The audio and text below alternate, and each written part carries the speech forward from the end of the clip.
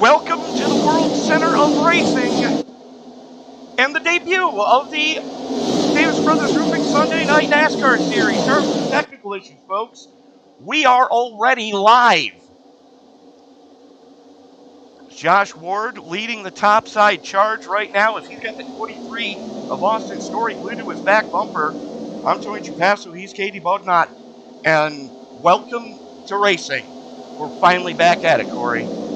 Oh boy, yeah, technical difficulties there up here in the booth and the trailer back in the back 40 lot there, but we are going lap number 2. Nick Stein, the leader of the inside row there. You got Josh Ward leading on the outside. We've already got a second pack starting to form up. Throw a blanket over your top 20 as they all run stem to stern, and then you've got about a 2-second gap back to Johnson Walda back there in 21st. Right now, though, Josh Ward showing the way. Austin Story, Clayton Davis, Nick Stein, Jeremy Miller, Joe Stafford, Alex Princeton, Travis Claiborne, Joe Cossey, and Sean Rogers rounding out your top 10 as we currently sit. And these guys are picking them up and laying them down already. Yes, they are. They've formed up 2 distinct lines up at the front pack, the front half of the field here, and the second half, they're kind of about half and half. Well, the one thing almost single. The one thing we've already seen this week in both the duels that happened on Thursday, you can definitely make the move on the top side. Coming into the final lap, that's really where you're going to want to be, is on that top shelf. 3 wide is never a good idea, though. Yeah, oh my. 3 wide early on, lap number 3. That's a 76 getting shuffled out, sent to the back. That's Clayton Davis. Nobody really wanting to work with the rookie yet, because Jeremy Miller just said, yeah, go ahead, you're on your own, kid. Well, you know what? Probably ain't such a bad idea. He's still up in the lead pack, and it's a very, very long race here. As here we go, we're starting to see the numbers that we were seeing team up during the duels. You know, the 40 of Alex Murray and the 30 of Jeremy Miller, the 19 of Alex Princeton, they were all running together with the 44 of Sean Rogers. They were loving that top side. Here comes the 82 of Nick Stein being scored as the 02. Not sure what's going on there. So he's got the 21 of Travis Claiborne glued to his back bumper right now. And here comes that second lane. And it's something we saw in the real world race last season and this season. That second lane, you don't bog the engine as much coming through the corners. And that second group has got to get organized quickly, because they're already 4.5 seconds behind this lead pack. And then you've got the guys that elected to pit start: Casey Gibson, Ken Ron, Chad Sanders, Steve Gibson, and Savaja Hole. Go ahead. They were crashing there. Oh, yes, they were. I got to find it. Josh Ward way off the pace. We say green, though. Yeah. What the heck happened here? Let's go back and look. Here they are coming into 3. That's a lead group that we were seeing. Oh, no. 19 tried to follow his drafting partners down, and the 1 was there. And that just scattered, smothered, and covered turn 3. And there's our first Waffle House moment of the night. Caution, that never happened. Caution never happened because they stayed off the racing line. Nobody stopped in the racing line, so we stayed green. That hands the lead of the race over to those 5 guys who were working together on the top side. Nick Stein, Travis Claiborne, Alex Murray, Jeremy Miller, Ryan Samuelson, all running stem to stern right now. And then you're 5 seconds back to the 81 and the 71, 88 and 71, Joseph Coffey, Dave Drew. And then there's RJ Root and Jeff Carson trying to reel them in. Carson and Yeah. Root worked very well together during the duels on Thursday. Well, I mean, it separated this whole field up. The best bet for all these drivers is to just keep working with each other and start adding to your group. As you see right here, we're about to get a 7-car group here in your second pack. That's going to help them out. It's being led by the 19 of Alex Princeton. Joe Stafford, Austin Story with him as well. Root and Carson just latched on to that little freight train. They're coming up on the 88 of Cossey and the 71 of Foog, and making quick work of them going around the high side. And they are already starting to make a little bit of time up on that group in front of them that's being led by Nick Stein, 7 seconds up the road. Yeah, well, I always say the best scenario is to have at least 5 to 8 cars. Right now, they got 7 of them, so that's going to be a strong little group. They should close up time at least a few laps before our pit stop cycle in 30 laps. See, I've always found if you've got them organized and they're working well together, 3 to 5 is all you need. 3 to 5 will gain on a pack. Yeah, most definitely. 3 can get you up there, but if there's a pack of 8 you're trying to catch, you need at least 5. Absolutely. And then we go back to the peloton, right now being led by John Crow Sr. in the 95. These guys are 5 seconds off that group that they're trying to chase down. And neither group gaining on anyone is what I'm seeing. They're holding court, but they're not really gaining. And that's probably because they're running too wide back here. Yeah, too wide action really isn't going to help the situation out for your third big group. Although, I mean, honestly, you know, you don't really want to be single file in a 10-car pack. You almost do want to be too wide. Well, here's the other thing that I've noticed, too. And it depends on the drafting package that you're using. A Toyota can draft up to just about anybody. The Chevys can only really draft up to the Toyota. The Ford can push anybody, but if the Toyota is leading, the pack will be faster. And right now we've got Chevys leading the chase packs with Toyotas leading the front 2 packs.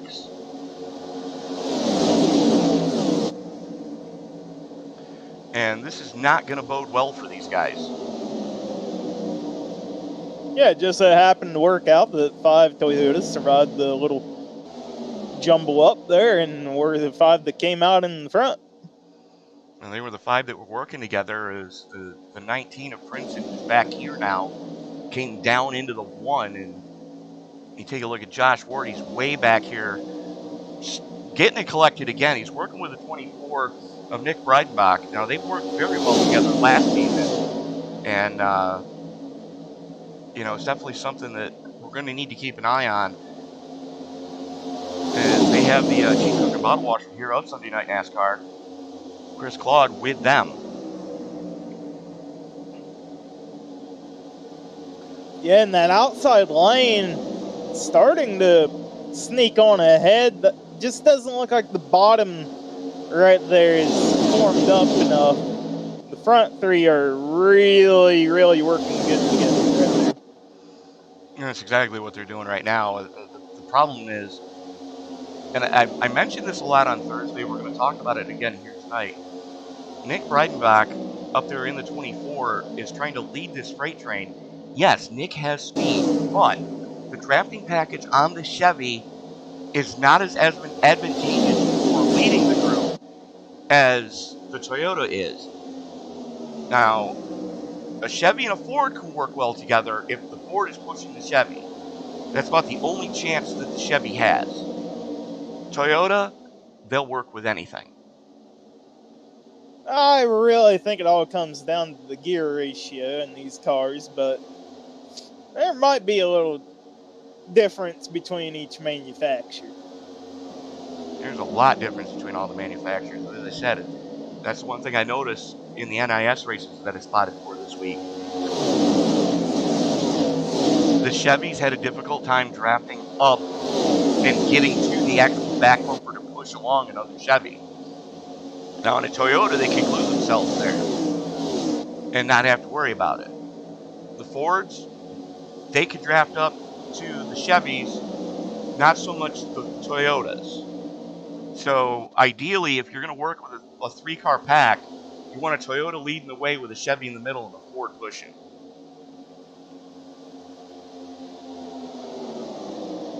All right. And Jeff Carson has fallen off this, Alex Princeton has either gotten away or fallen off, and I'm not sure exactly which. But looks like he has fallen off something fierce, as Jeff Carson is starting to pull on him in 11th. That is 12th place Princeton, and he's about to get swallowed up by this Chase pack. Yeah, that's the byproduct of losing the draft. You don't get a partner, and you are a sitting duck waiting until you at least latch on to some kind of a group. And I can guarantee you pretty much that when the 1 saw the 19 coming up, he was cringing.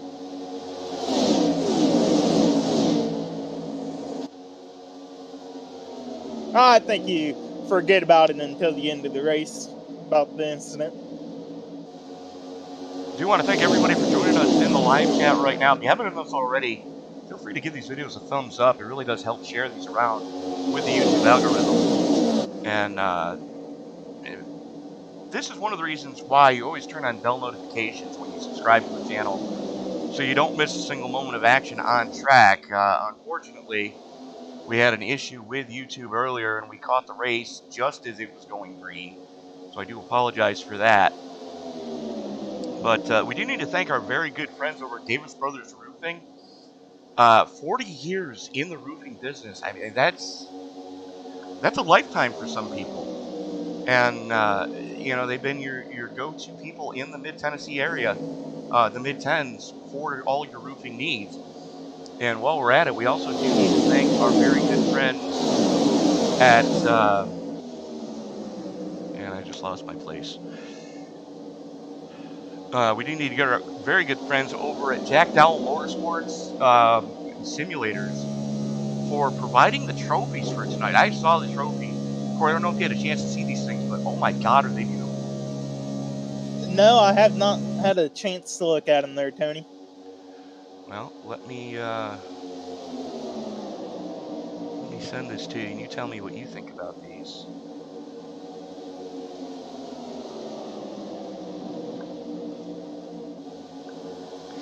As we're working lap 18 of 200 here tonight. I just sent it to you in Discord, sir. Okay, I see it. We're in lap 18 of 20, and the second group is steadily losing pace to this lead pack of 5 after a little bit of spotter miscommunication, shall we say, back on lap 6. Next time, Travis Cranborg, Alex Murray, Jeremy Miller, and Ryan Samuelson running stem to stern right now. 9 3/4 seconds to the good over the second group, being led by Joe Stafford right now. Yeah, and I think the problem is either Joseph Stafford just does not have the right gear, or like you alluded to, he's in a Chevy. They might want to think about switching around here to see who can lead their little group quicker, because that third group is going to eventually close in on them at the pace they're running. Well, they're pulling a gap on that third peloton right now. As they're steady stretching the lead out from Carson back here as the caboose in this freight train. You're going up to 7 seconds so you can get back to the 1 of Ward. Now, I don't know what happened to Ward, but he has slipped back. But, going back up to this lead group of second group being led by Samuelson. I'm looking through it. They might have better luck at having RJ Root lead this group right now. And Root's going to jump out. The 88 of Cossey's going to go with him. And apparently they're paying attention to the broadcast. Yeah, Root heard us say they might want to switch around manufacturers leading, and they are absolutely done that. As we are on board with the aforementioned RJ Root. The pride of Gloucester, Virginia.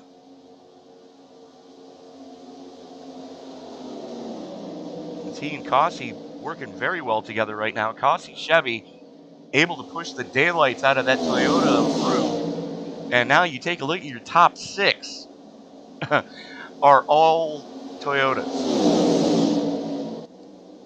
However, that is not something you see every day. However, the second group being led by Root has 11 seconds to make up. And that's not going to be an easy task. Yeah, 11 seconds, and they're about halfway through the fuel window here. Fuel window looking about 40-ish, give or take. Somewhere between 39 and 41 is what we saw on Thursday. And checking back in with this third group, if you will. These are 7 seconds back from that second group. This is led by Josh Ward, who I'm not seeing too much damage on the one award right now. Maybe a little. It's hard to tell with that paint scheme. Sharp scheme, but it's hard to see if there's any real damage on that thing. I think I see a little bit of a crinkle in the left front fender, but other than that, is they're now hanging the 95 of Crow out to dry. Yeah, not sure what that was all about, but that ain't going to help if their matter get up to the next pack.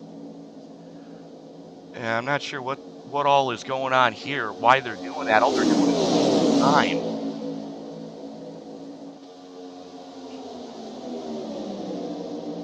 And then we go back to, we've got another 4th pack behind these guys, being led by Matt Gaskins. That's got Tanner Marty, Charles Eaton, Chris Claude, Lawton Jones, and Tom McGee in it. And then another 5 seconds back off of McGee is another pack being led by Stephen Cornez. He's got Brian Tarnowski, Randy Spivey, Aaron Mack, Matt Mackin, and John Wilco with him. And then we're another 13 seconds back to this group, being led by J.C. Gibson. He's got Chad Sander, Ken Ron, Steve Giberson, Dave Regal, and Kavaja Holt with him. And only one car is not still running of the 39 that started this team.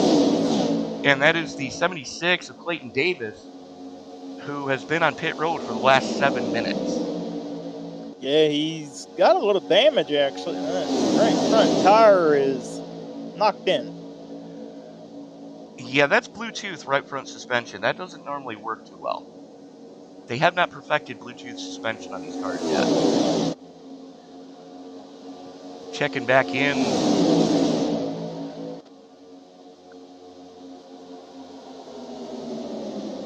As we now have a group of lap cars. That was the aforementioned group of Gibson, Sander, Ron, Giberson, Regal, and Holt.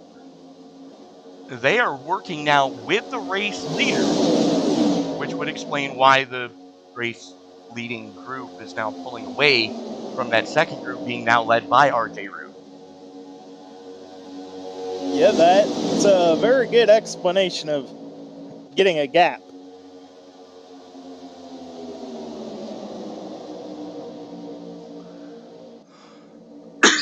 Eleven and a half seconds.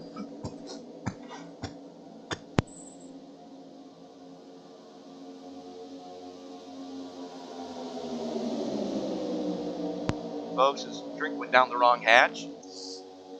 The gap is 11 and a half seconds. And these guys are pulling on a second group. And it's usually unheard of in this day and age. Yeah, it's really hard to pull a gap at a track like Daytona or Talladega, and even now your new Atlanta being a super speedway. I mean, growing a little bit by little on the lead pack there. And around maybe 13 laps or so, and we'll see green flag pit stops. So that might be the living grace for some of these drivers. It absolutely is. And while we have a chance to do so, while there's not much going on, we're going to step away, pay a couple bills, and we'll be back right after this. We're going side by side, so you won't miss a thing.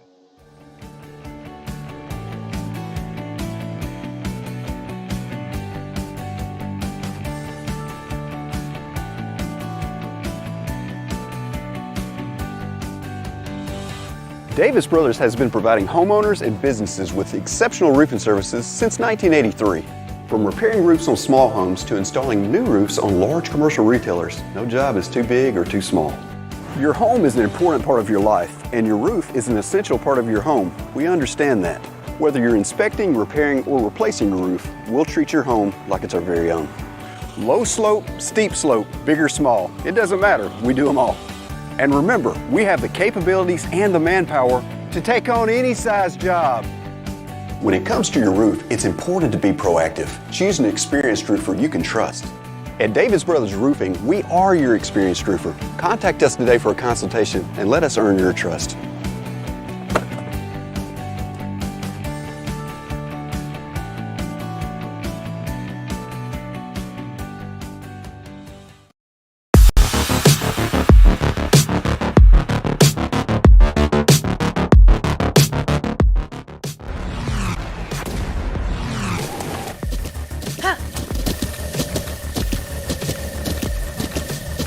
With the Butt Kicker Gamer 2, what you see and what you hear is what you feel.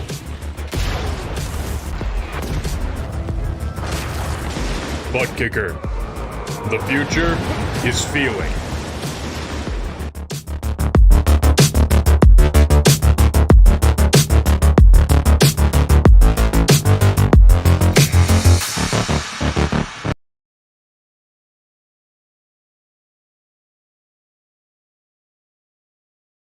There's a new approach to lawn care, Preen One Lawn Care. Preen One does away with the hassle of multiple bags of different products. It has everything you need for a beautiful lawn in one bag. And all it takes is one application.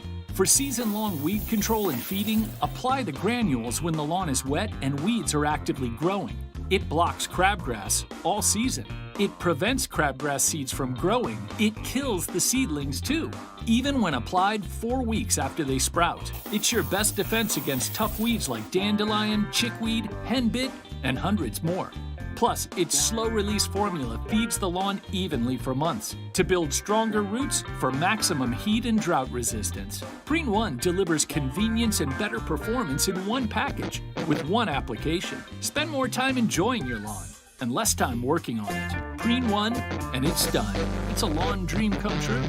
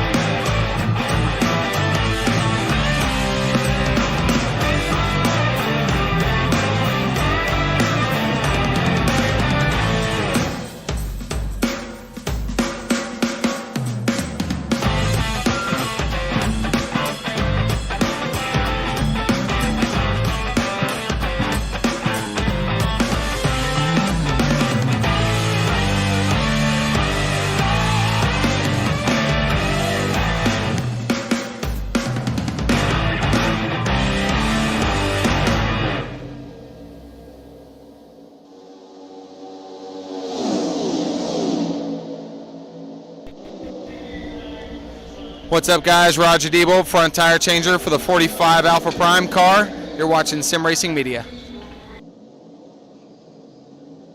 And we are back live at the World Center of Racing for the Davis Brothers Moving 500, the season premiere of Sunday Night NASCAR.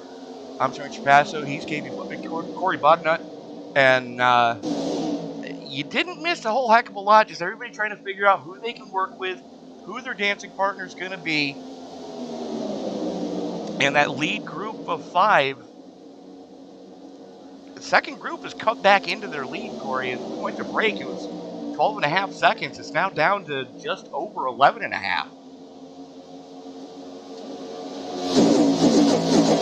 Corey? Yeah, well, you know, the leaders did come down pit road there just right before we came back.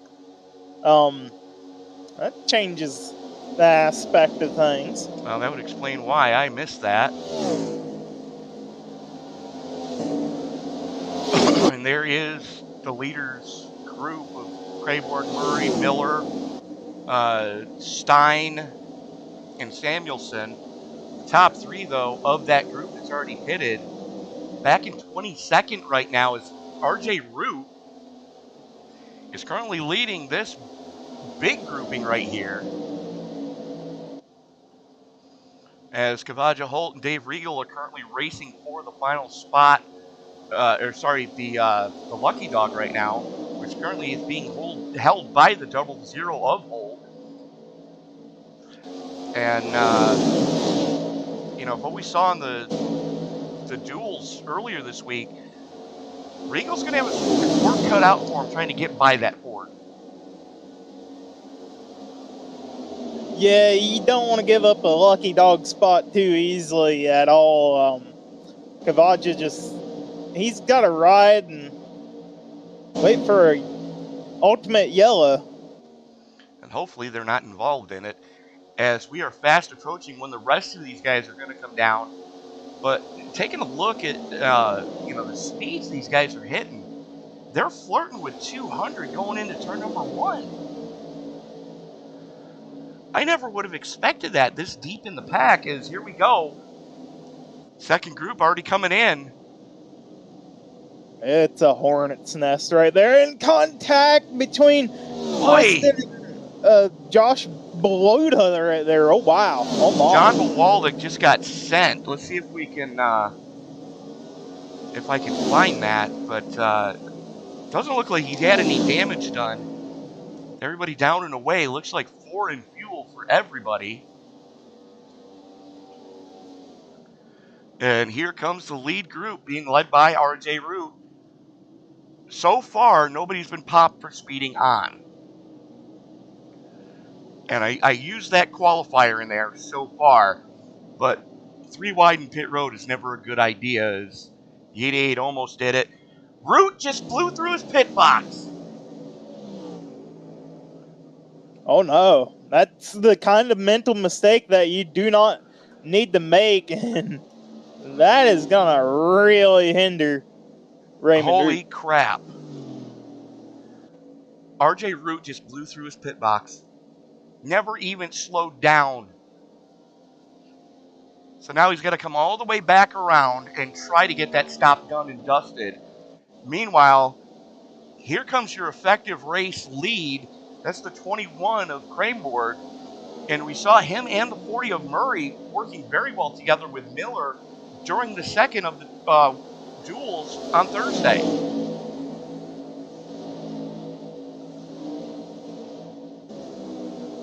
So worked their way around. Seba Cornez, Seba lap down. Here comes Regal. One of the last cars to fit. So that could help Root. Matter of fact, it's probably going to be his only saving grace, is he is going to have lap cars to work with. The question is, are they going to be able to do anything to catch the leaders without a caution? That's going to be real tough. It depends on how many he can pick up in a group. As Randy Spivey had to serve a penalty as well there. This is still serving this penalty. He got dinged for something. Spivey and Roberts both popped for speeding on. Regal popped up for speeding on too. Oh no. Yeah. Oh my. That is, you know, a definite Kool-Aid Man moment there. Oh yeah. Oh no. So we're looking at our top three right now of Crayboard, Murray, and Miller. 4 seconds to the good over this second group, being led by the 82 of Stein, who's being scored as the 02. And this is one of the reasons why we usually don't let tech officials drink while handing out the transponders. Save it for victory lane and celebrate with the winner, but no, not going to happen there. And then you're back another almost 7 seconds back to this group being led by Austin Story. He's got Joe Stafford, Dave Frug, Jeff Carson, Joe Cossey all with him. And then you're another 13 and a half seconds back to Zach Rinker in 11. Yeah, so really not much other than a couple of cars changing positions. They're still all spread out. Oh my, Zach Rinker got a little loose right there. He got a lot loose right there from what it looks like. Well, I was going to say that, but yeah. Just keep it PG and you can say just about anything. But again, thank everybody for joining us in the live chat.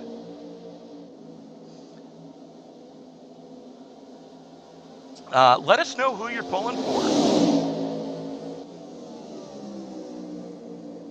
And we will try to highlight your favorite driver at some point this evening. Again, we need to thank our very good friends over at Davis Brothers Roofing for providing tonight's broadcast team, folks. 40 years in the roofing business in the Middle Tennessee area, the Middle Tennessee Valley is sometimes called. So if you have roofing needs and you're in the Middle Tennessee area, just look no further than Davis Brothers Roofing. Our good friends at Butt Kicker for providing the onboard cameras here tonight. And our very good friends at Napa for providing the speed cams, especially the Gopher Cam. As the manager of the Daytona Napa, who's actually manning the camera in the ground going into 3. That one.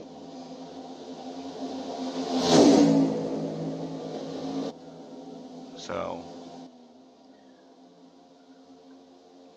Jack Dowell Motorsports providing the trophies for not only tonight's Davis Brothers Roofing 500 race, but also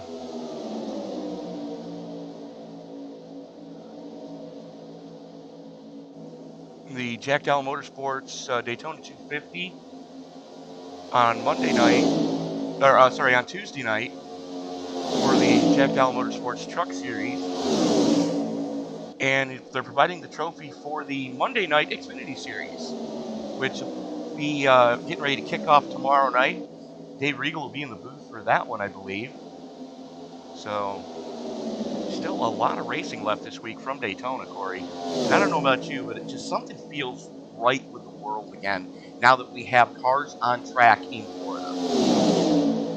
Yeah, it's always nice to see the cars back on track here for a good start at Daytona, you know. It's the Super Bowl of racing, as they call it.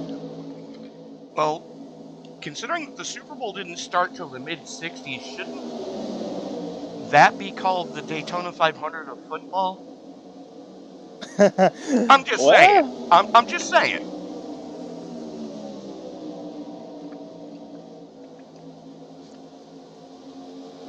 I guess you got a little point there, but... Well, let's face it, this is more like, with all the racing that goes on during the week, this is more like the World Series, the NHL and NBA playoffs, and the Super Bowl all rolled into 1 week. Well, they call it Speed Weeks, but, you know, it's only really 1 week, so Speed Week nowadays. Well, now I do have to caution you there, because they did run the Rolex 24 2 weeks ago. And then all of the the short track stuff was going on in the satellite tracks around the middle of Florida all week long, kicking off with the late models at East Bay. I'm sure you probably caught some of that on one of the streaming services out there. Oh yeah. You know, and that's when when dirt late models are running in East Bay, Florida, in February, late January, early February. That's when you know all is right with the world again. It's racing season. Yeah, and right now we got the 3 leaders up here with a bunch of the lap cars all trying to form up a big old line, and I'm not quite convinced the 3 leaders want to actually work with the lap cars. Your answer to that is a definite maybe. Now, they're already working with 1 lap car in front of them.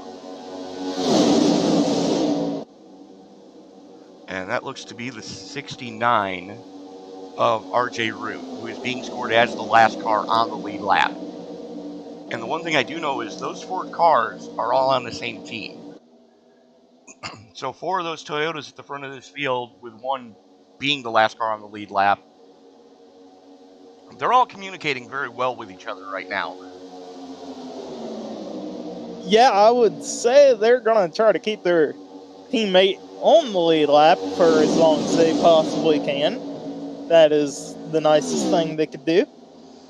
Yeah, absolutely. And, let him, all things considered, right this second, he doesn't have a shot at the win. So RJ is being the sacrificial lamb. They're using him as we generally refer to as the fuel pig. And what I mean by that is the front car has to put his foot to the floorboard to maintain race pace, which right now is about 195 miles an hour average lap speed. And the cars behind that lead car in the pack, they don't have to run full throttle to stay with that guy. As a matter of fact, they can run 90, 80% throttle and still be right where they are, less than 2 feet off the back bumper of that lead car. So RJ is using all his fuel just to stay in the lead. The guys behind him, yes, they are bump drafting him right now, and that's a cringe moment. And those of you who've been on this channel for a long time know what I just saw. Corey, what's the first rule of super speedway racing? You do not want to push in the corners or the tri-oval. Okay, what's the second rule?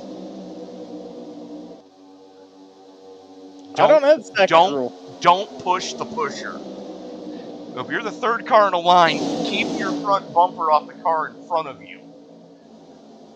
And, luckily, Murray and Claiborne, they know what each other are doing. So they got away with it. As long as all 3 are very, very, very squared up on each other, I think they can quite get away with it. And you've got to release before you get to the corner to let that second car get at least a whiff of air to the rear spoiler so that thing doesn't go around as soon as that wheel starts to yaw. Right now, the lead group of 3 of Craneboard, Murray, and Miller, they're 10 1/4 seconds to the good over this group being led by Nick Stein. He's got Samuelson with him in the 81 and a bunch of lap cars behind him. And then you're 9 seconds back to this group being led by Jeff Carson in the 9.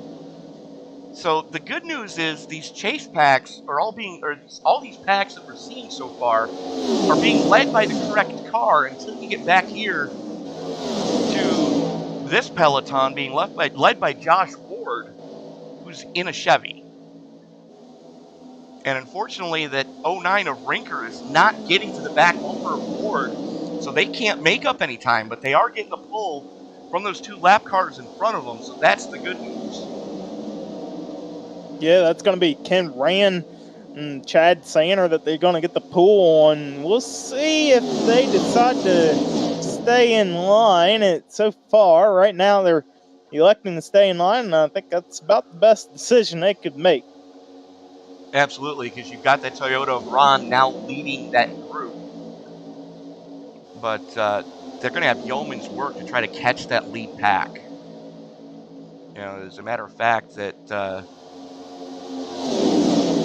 that second group is currently half a lap behind the lead pack. Let me say that again for you folks that may have not caught it. Half a lap behind.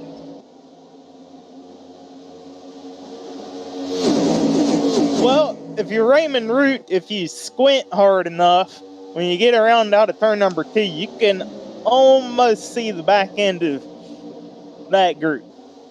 You know what? Let's go on board with Root and see what we see on a lap with the guy who's leading the lead pack, although he's the last car on the lead lap.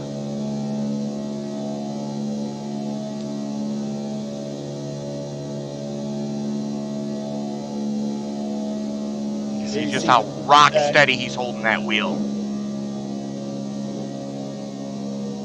Turning good RPM here, 8,200 out front. Oh yeah, you can see him just in the middle of 3 and 4. That's definitely not going to bode well for that second group.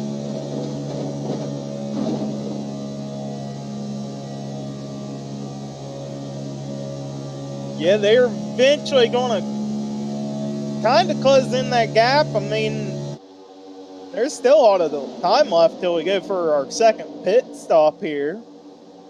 They have a good chance of catching up. They still have a very good chance of overtaking that second group. As we're going to check back in here with Josh Ward. There he is, leading that second grouping right now. Sorry, he's leading the third group. The last group. Yeah. The last big group, let's put it that way. But that second group, there they are. That's Samuelson leading, or pushing on Stein right now. And neither one of them really making too much headway.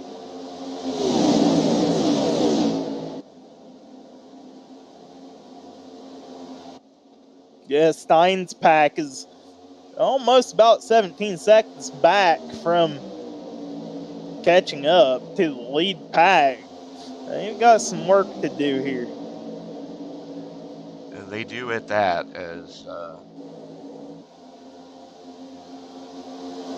going through to see what I can see out my viewfinder. I believe that's the 40. Yes, it is the 47 of Tom McGee. Very easy to pick out that car in a group. It's a Care Bear paint. He comes up with some amazing creative paint schemes every time we see him out, breaking out the Care Bear scheme for Speed Weeks. But yeah, just the creativity that you see from iRacing painters, I love it. Yeah, I haven't seen a Care Bear since 20 years ago, probably. Oh my, makes you feel old. Well, no, I saw a Care Bear scheme in another league that we used to broadcast, but it wasn't done to that level. And then I also have seen My Little Pony paint schemes. And I think I saw a Peppa Pig paint scheme one season. Oh no, it was here last season with Tom. He had a Peppa Pig paint on the car. And for those of you who don't have children and don't know who Peppa Pig is, I envy you. Oh my. Well, I've seen a handful of SpongeBob paints. I saw a cool one on Trading Paints just the other day that it had SpongeBob and Patrick on the tail panel of a Camaro, and their eyes were lined up basically where the tail lamps are. I'm trying to picture it, and I can't quite get that in my head, but I can only imagine how it looks. If I can find the picture, I'll share it. I don't remember where I saw it. I could probably find it if I looked it up. But, oh boy. Guess what? The lead pack has basically caught the tail end of the field. Yeah, now this is going to make it a little bit harder for Raymond to stay in that lucky dog spot unless his teammates here keep him up front. He cannot afford to lose track position here. Well, the good news is I don't think it usually gets me in trouble with these things. But anyways, I'm not 100% sure if that's going to change anything for him, but it could. With the head of steam that they've got going right now, I mean, here we go. Off to turn number 3, 203 miles an hour. And he's got a good pusher behind him in the form of Craneboard. You know, these guys are going to make it happen. But that's an angry hornet's nest in front of them. Well, it ain't helping that John Bluta and Alex Princeton have kind of almost lost their draft in that little group. So when Raymond and them get up here, they're going to be able to easily slide on by. Keep Raymond on the lead lap. He ain't going to have to fight anybody to stay on a lucky dog or the lead lap. You can see just a hint of left front fender damage on the Princeton car. Or sorry, that's Bawalda's number 51. Just a hint in that left front when he tagged the wall coming onto pit road after getting sent. But you're right, they are starting to lose. The 95 of Crow is starting to fall back to them. I don't know if that's on purpose, if Crow is dropping back to pick those guys up. But either way, it's letting RJ Root and company just run roughshod right now. You know, they've pushed Root within a second of that lead group. Or the group in front of them that are going to be lap cars. Yeah, so this puts Root in the position to gain a couple of spots while putting his fellow competitors the lap down at the same time. That ain't quite something you see every day. No, it's not, but those of you who've been watching Sim Racing Media long enough realize that we've seen weirder things happen. Oh, don't do it. Trying to kill the trap, but that ain't going to work. We heard mention on Thursday that those Toyotas that are at the front of this piece had their setups in place that if somebody tries to side draft them, it'll slow the other person down and they won't feel a thing. And that's exactly what we just saw there. Well, you know, those three cars, Crow, Beluda, and Princeton, they had to try to slow up those four Toyotas that are leading the race by theory.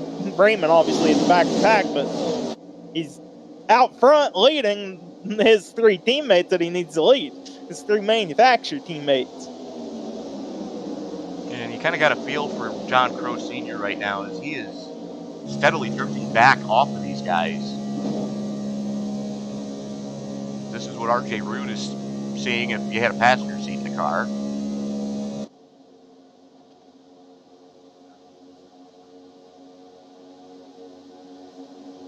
And here we go.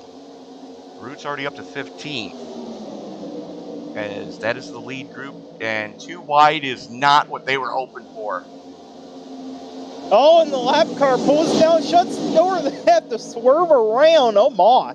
Almost could have been disastrous with the lap car right there, and they are almost too wide. So they're 3 wide.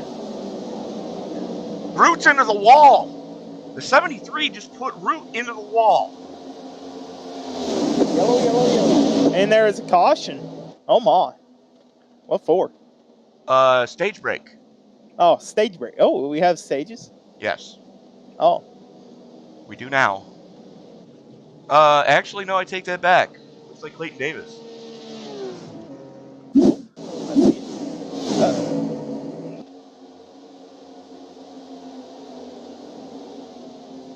We're going to back that up a little bit more just to see what the heck happened to the 76 at Davis. And then we'll go back and take a look at what happened with Root on the backstretch after this is over.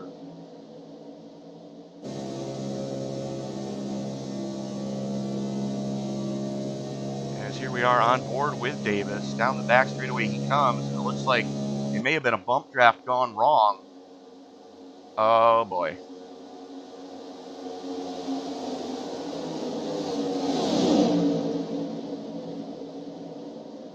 23 weaving like a drunkard on the highway. Contact there coming off of 4. He's trying to save it, Nope. Overcorrects.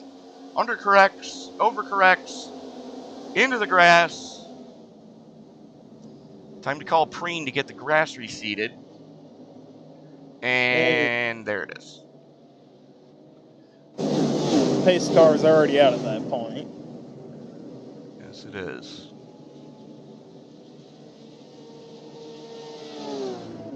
So let's go back and take a look.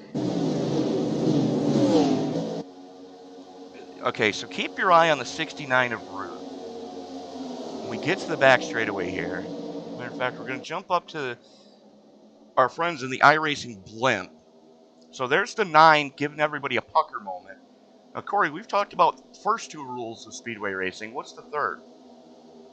Get out of the way of the leader. Be predictable. Now watch the 73 here. He's just going to pinch up. Root tags the wall. Everybody behind him checks up. And then all hell breaks loose behind him. What? No, it breaks loose in front of him. Yeah, that caution was a saving grace for Raymond, as he might have been put in a situation where his teammates would have had to put him lap down, and he'd been in a lucky dog, but he gets to hang on to the lap at least. So instead of that taking place, should have been John Bawalda? Well, let's find out when we get back to the line. If he goes by the pace car,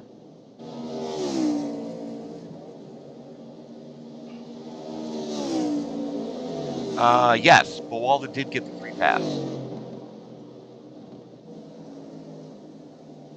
So lucky break for Bawalda and Root on that caution. And everybody 4 in fuel except for Warden, the 1 in Root in the 69. Both of them stayed a little bit extra time on pit road to get some damage repair.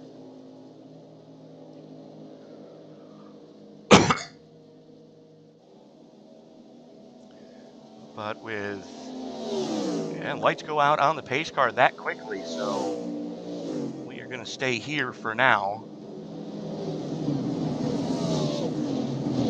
So this is going to put everybody about 10 laps off of what they originally had planned for fuel mileage. Yeah, just about. I mean, this really changes the complexity of the race. Should be about 18 cars on the lead lap here. That's what I'm seeing.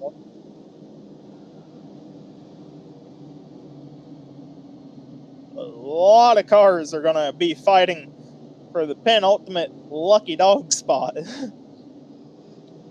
Some guys are going to be fighting for that lucky dog spot, and the guys that can do it are going to try to get their lap back the hard way now that this group is finally formed back up. Now, Corey, it doesn't seem right with the world yet in racing. Being as I didn't get to say something when we went to green flag because I was a little busy, shall we say. But as the field works its way off of turn number 4, Travis Cranborn going to have the button this time. Geico restart zone is in effect. And for the first time this season, it's time to wipe the visor and adjust the 5-point harness.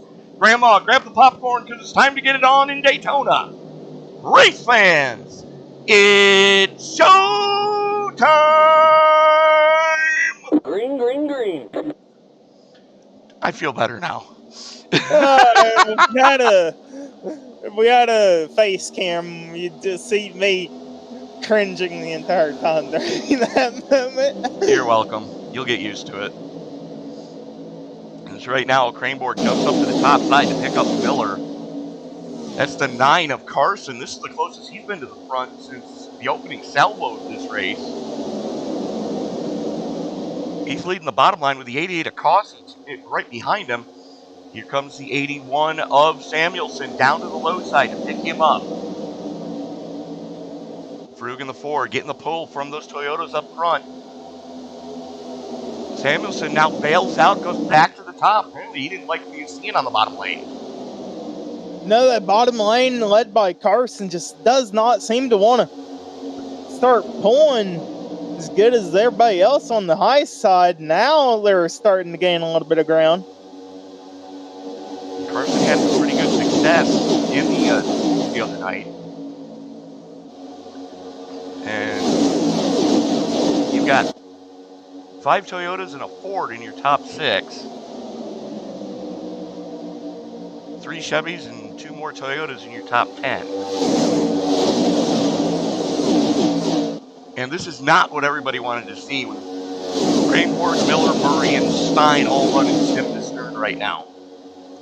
You got Dave Fuge as well right there, top 5. And kind of a little bit of a gap. I'm sure once they figure it out, yep, there we go. We have got back up to the back bumper of Fuge, and it is game on. That's what it normally takes. It's about a lap and a half to get these big engines up to full song on the plate track. And this is what we've expected to see, that second lane. Now that they're organized, Katie barred the door because they were a-coming. But don't count out Rick Jett in the 77 on the bottom lane. And that is RJ Root glued to his back bumper right now. Yeah, just a couple laps ago, Root was tail end of the lead lap cars in front of his Toyota teammates right there were leading. He's right back where he is, except now he's in the top 5. Just about. Almost top 5. Well, he's flirting with the top 5. He just got to push Jett up a little bit further. But, boy! Samuelson just got into the wall going into 1. I don't know exactly what happened there. But that could have been a big moment. And they're 3 wide behind them. Yeah, that's Zach Rinker. It's 3 wide, putting them all 3 wide in the mid-pack there. This is a battle for the lucky dog, so kind of risky play right here. Absolutely, that's Rinker and Crow were going after each other. They got that finally sorted out as Rinker has to drop back just a tick. That had bad intentions written all over it.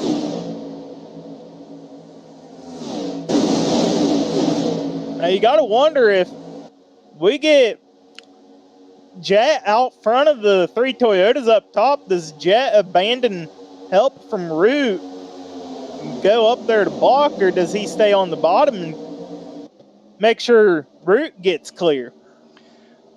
I think if Jet was smart, he would stay with Root, and Root's probably going to push him till he gets clear of the 21, which should happen in the middle of 1 and 2, if not sooner. Here we go. And that's exactly what I thought was going to happen. As soon as Root could, he was going to get back up in line with his Toyota teammate.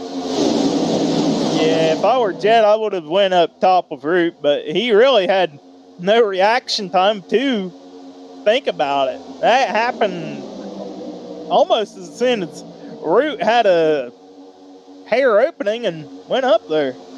I'm going to go out on a limb and say that was Craneboard that called him clear and said, okay, go. And Craneboard made him roll out of it to make sure Root could get in. And now, just like we expected, 4 Toyotas back at the front of this thing. same 4, but this time you got Root in the lead. Nick Stein in the 82 leading the outside charge. He's now going to drop down in front of the 76. It's a lap car. That's Clayton Davis behind him. So it's good and bad to see, 14 guys and some lap cars mixed in at the front of this piece. Unfortunately, though, there's the second big group being led by John Buwalda right now. And they are 8.5 seconds behind that lead melee. So there's Buwalda with a couple of lap cars in front of him in the form of Sanner and Kavaja Holt. So, and then you got Samuelson starting to drift back a little bit here. It's Stafford back off of Samuelson with a ton of lap cars in front of him. If you're Joe Stafford, this has got to be frustrating as all get out right now. Yeah, well, Stafford being on the lead lap, as long as he can get help to latch onto the lead pack here, which I don't see too much way of help behind him. They might be able to make up the little bit of ground they need to latch back on, as they're too wide right there in his area. Well, that's Ward and Story who are on the outside. Story drops down and now pulls Stafford up to the top side. And they're hanging Dave Booth Jr. out to dry in the mellow yellow number 71.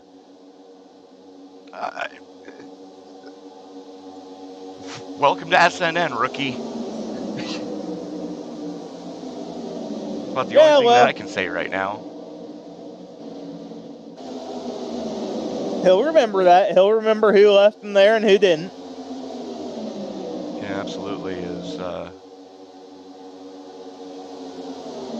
me just find my notes again. My notes kind of resemble my brain in most cases, considering that, there's usually about 50 tabs opened and really no clue what's going to happen. I don't know where the music's coming from. But,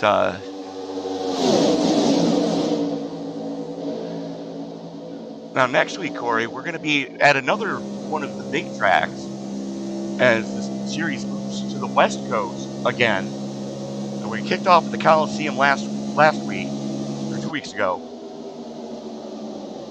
Now we come to Daytona, and then we're going immediately back to the left coast and Auto Club Speedway for 200 laps there as well. I don't know about you, but I love Auto Club. I don't know what it is about that track. I think it's just the fact that it has a little bit of character to it. It's a little rough. I mean, we got a crash, Tony, in the front pack. Uh-oh. There's cars everywhere.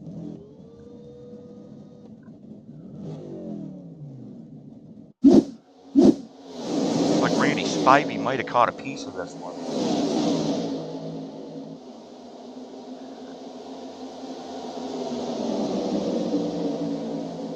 Oh, there it is in front of him. Here's the 44 Rogers. So let's back that up a little bit. And you see Rogers in the mid-pack. Now, he's a lap car right now, but he's trying to get into Lucky Dog position.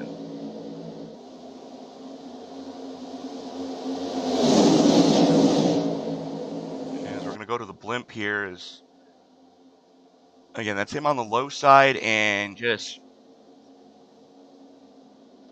Whack. Wow. Whack is right.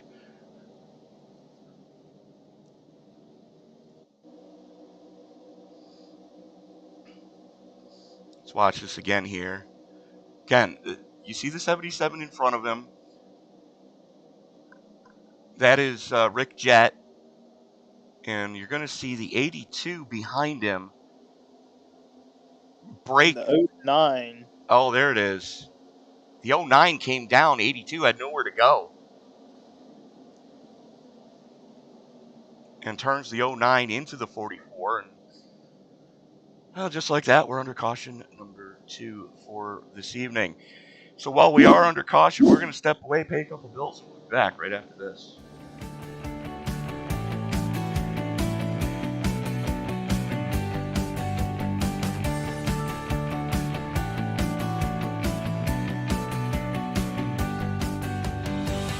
Davis Brothers has been providing homeowners and businesses with exceptional roofing services since 1983. From repairing roofs on small homes to installing new roofs on large commercial retailers, no job is too big or too small. Your home is an important part of your life, and your roof is an essential part of your home. We understand that.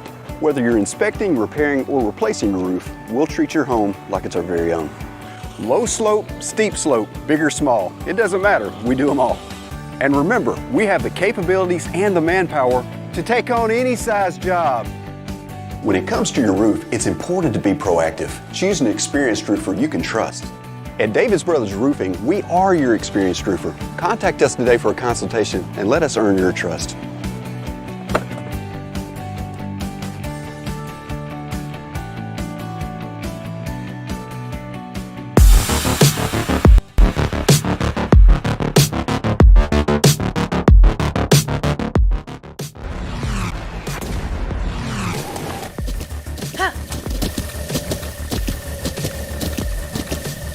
With the Butt Kicker Gamer 2, what you see and what you hear is what you feel.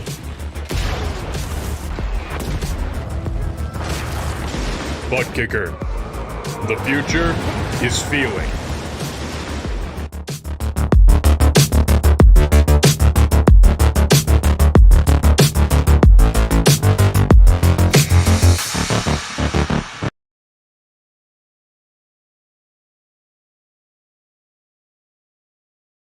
There's a new approach to lawn care, Preen One Lawn Care. Preen One does away with the hassle of multiple bags of different products. It has everything you need for a beautiful lawn in one bag. And all it takes is one application. For season-long weed control and feeding, apply the granules when the lawn is wet and weeds are actively growing. It blocks crabgrass all season. It prevents crabgrass seeds from growing. It kills the seedlings too, even when applied 4 weeks after they sprout. It's your best defense against tough weeds like dandelion, chickweed, henbit, and hundreds more. Plus, its slow-release formula feeds the lawn evenly for months to build stronger roots for maximum heat and drought resistance. Preen One delivers convenience and better performance in one package with one application. Spend more time enjoying your lawn and less time working on it. Preen One, and it's done. It's a lawn dream come true.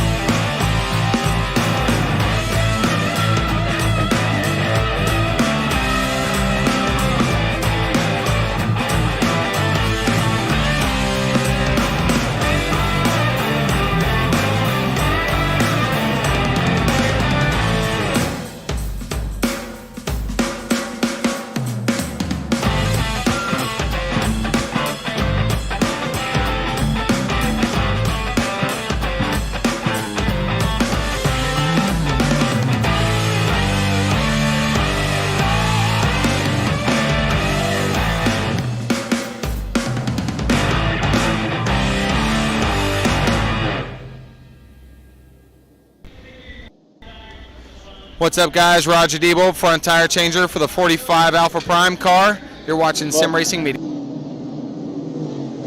Welcome back, folks. We are here at the Davis Brothers Roofing Daytona 500 and for the Sunday Night NASCAR League. I'm up here with Tony Trepesso here in the Sim Racing Media booth. Well, we just got done with our caution. We're setting to go back green on lap 85 here.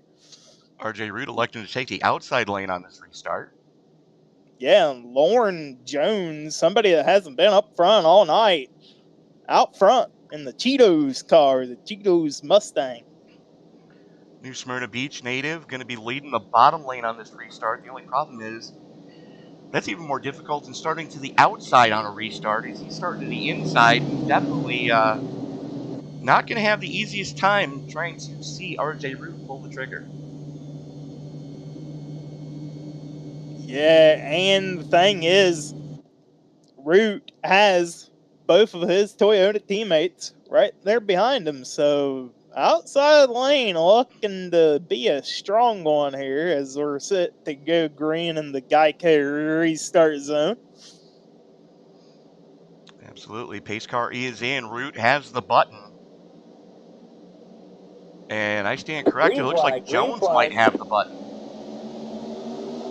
Yeah, Jones or Jones control had the car. button. Yeah. But we were talking during the break, Corey. You know, it's amazing that not even 20 laps ago, RJ Root was battling just to be the last car on the lead lap. And here he is now battling for the lead. And he's got 3 of his teammates in tow. Yeah, that helps pretty good when you have your teammates keep you on the lead lap and you catch a lucky break that caution we had about 20 laps ago where they had a car spinning and threw the caution for him. Right now, Jones trying to surge ahead and oh my, bottom lane. Big old pushing the pusher there. That was definitely a first you say it, then you do it kind of moment for Joe Cossey in the 88. Is he was all sorts of sideways coming off the floor. And there you go. Route to the point. 4 Toyotas. You know, if this was GT3 racing, I would definitely say iRacing needs to look at the balance of power for these cars. But being as it's NASCAR racing and everybody's got the same horsepower under the hood, NASCAR's got to look at the aero package that they put on these cars. Because something's not even here. And this is definitely not what we saw in the real world race earlier today. Yeah, well, they always say iRacing isn't 100% perfect, but they're close. Yeah, but let's call it like we did. You know, Fords basically ate everybody's lunch all day long in the real world today. Yeah. And that's all we're going to say about today's race. No spoilers, we promise. For those of you who are waiting to catch a replay later, we're playing over your top 13 right now. As you've got a little bit of a gap back here from Josh Ford in the 1. About 4.5 seconds back to this group. J.C. Gibson, Matt Gaskins, Steve Cornez, Tom McGee, Tom McGee. And then you're another half a lap back to these two guys. That's the 30 of Miller, who that's what stacked up the inside lane, is Miller got all sorts of sideways. And him and Austin Story are now half a lap behind that lead pack. They're screwed. Yeah, they are absolutely, at some point, unless we get a caution, they're going to go lap down that. Will come quicker than they want it to. Right now, all they can hope for is a caution at the front or somewhere. As we're seeing that outside lane start to form up again, that's Nicholas Breitbach and Joe Stofford leading the top side. They've got Jeff Carson up there for company. Here comes the 88 of Cossey. Oh, that was almost too late. Oh. Thank goodness the 24 was heads up and the 57 was heads up and saw him coming. Yeah, I actually was a little bit too early. It killed the 88's momentum when he swerved to go up there. It slowed him up a little bit more than the 24 would probably have liked, but everything went out, everything worked, and they're all alive, they're all good. And for now. They're pretty great.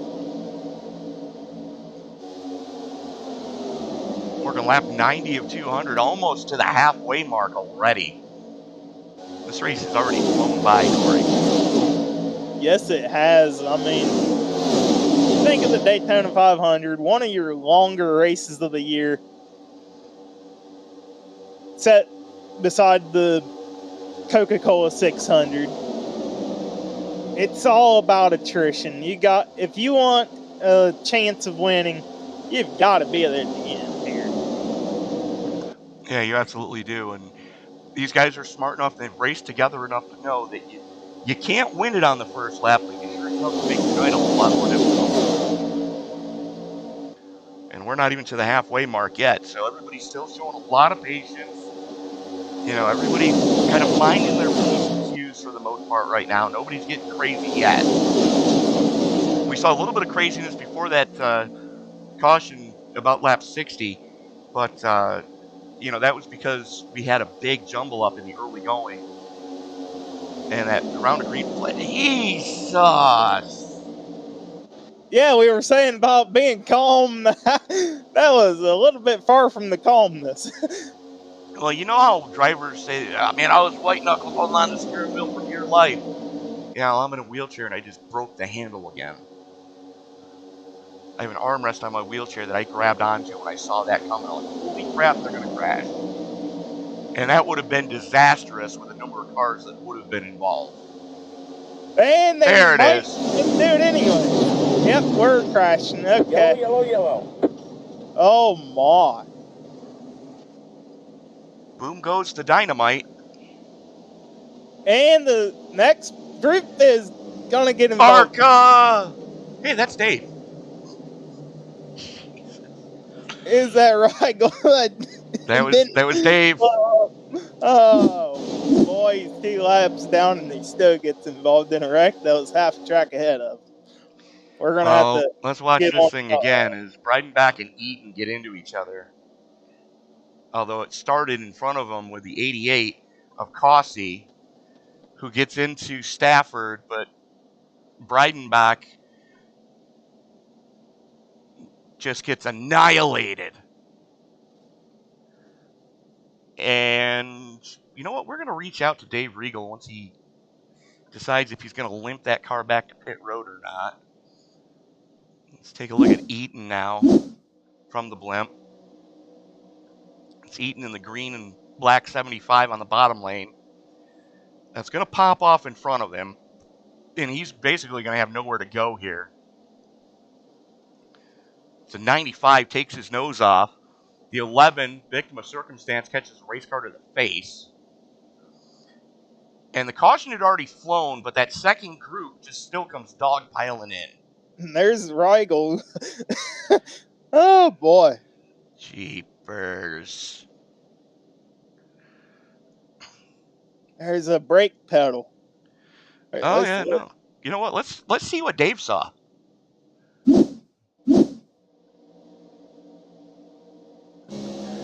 This is on board with our good buddy Dave Regal.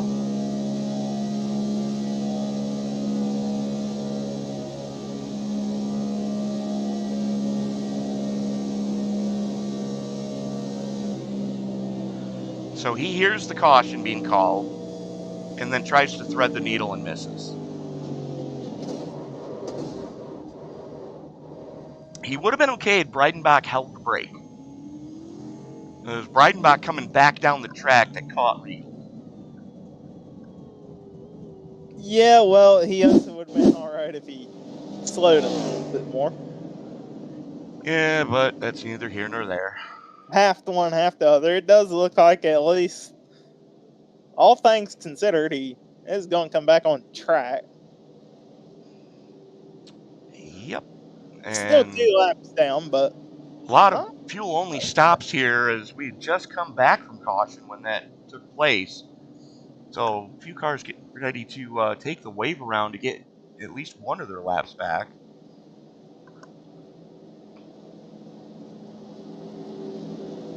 Looks like it's Ken Ron, John Buwalda, and Chris Claude are up there.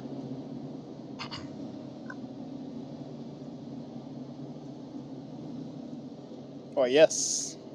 It is. I believe it was Zach Rinker that got back on the lead lap there. Yeah, it's showing him lead lap, so I do believe he may have gotten your lucky mutt. So that leaves us, once the waiver rounds take place here, that's going to leave us with 21 left on the lead lap. And only 3 retirements to speak of, in the form of Marty Roberts in 39th. He dropped out back on lap 60. Sean Rogers was out on the previous caution on lap 80. And just this time, the 19 of Alec Princeton did decide to put it on the hauler and call it an evening. So the 39 still running. There's 39 that started. We still have 36 still in contention in one way, shape, or form. Yeah, and don't count out Randy Spivey 7 laps down. If he gets back on the lead lap due to free passes, I'm going to slit my wrist. Oh my! If he gets on the lead lap and he wins this thing, I'll be happy for him. I'll be happy for him. But if we have to go through 7 cautions to get him, it's not just 7 cautions to get him back on the lead lap. There's lap cars in front of him. So Spivey's going to have to do yeoman's work in the Mission 22 Ford. Oh God, I can't believe I just said that. I do apologize for anybody listening. But yeah, no, Spivey's most likely not going to end up back on the lead lap. The chances of him making it is if the whole entire field just so happens to DNF. That's about his only living grace. There needs to be a big one and him survive it. That causes at least half the field to have to replace engines. Right now, RJ Root has the button. We get into the Geico restart zone, and we are back underway. Working lap 96 of 200 here tonight, just before the halfway mark here in the Davis Brothers Roofing 500 at Daytona. Root, Murray, Trainboard, Ward, Stein, Jett, Samuelson, Carlson, Gibson, and Stafford, your top 10. And Ward just kind of forced that car up into the tiniest of holes I've ever seen in between Stein and Jett right there. Jeepers. Oh my. They are going at it, thinking they want to lead the halfway point. That's what they want to do. What's the point? Oh, I don't know what There's no bonus point for leading at the halfway. All you're doing right now is pissing guys off around you. They might need to have help you later in the race. Yeah, it's for the clout, I think. I don't know. Doing it for the gram. I mean, they keep messing around like that. It's going to allow the 4 Toyotas that are in the lead to gap. I really wouldn't be messing around too much. Well, my grandfather used to tell me something, and it sounds so much more dramatic in Italian, but the loose translation is, mess around with the bull, you're going to get the horns. In some parts of this country, they would call it FAFO. Personally, I like to refer to it as, you're welcome to test that theory at your earliest convenience. And Ward is definitely putting that theory to the test, and so far, it hasn't punched him in the mouth.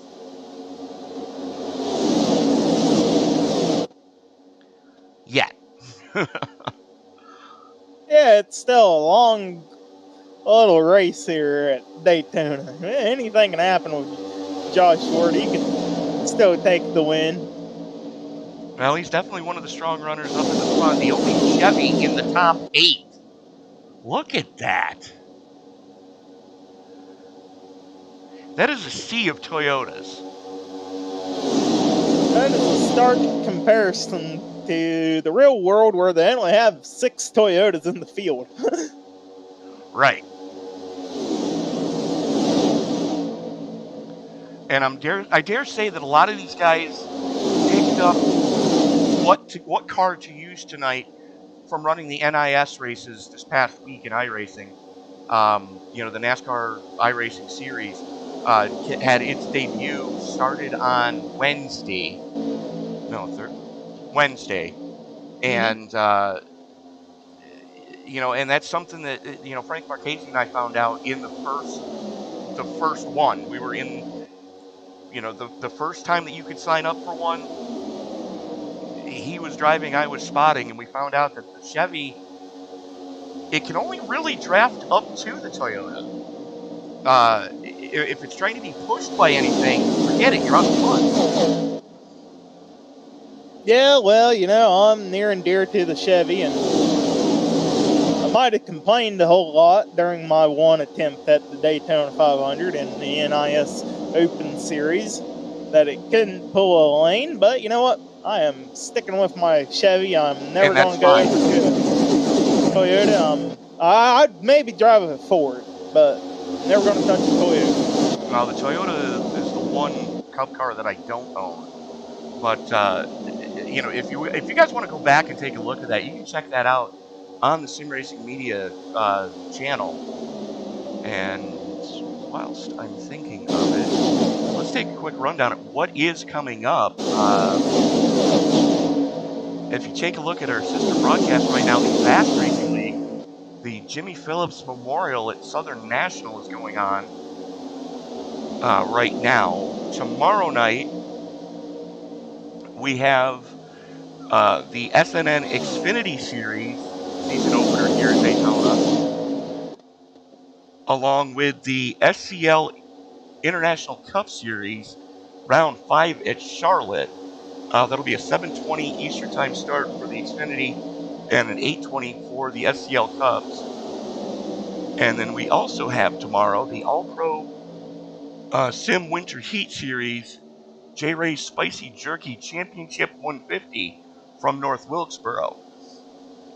So 3 races on tap for tomorrow, and then we've got 3 races on tap for Tuesday as well, kicking off at 7:30 Eastern Time with the Jack Dowell Simulator and Esports Truck Series from here at Daytona.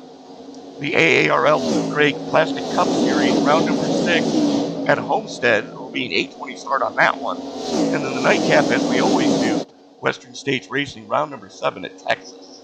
That'll be a 10:05 Eastern Time start for that one. So 6 races in 2 nights coming up here. And we are under caution. Oh my, yeah. Ryan Samuelson.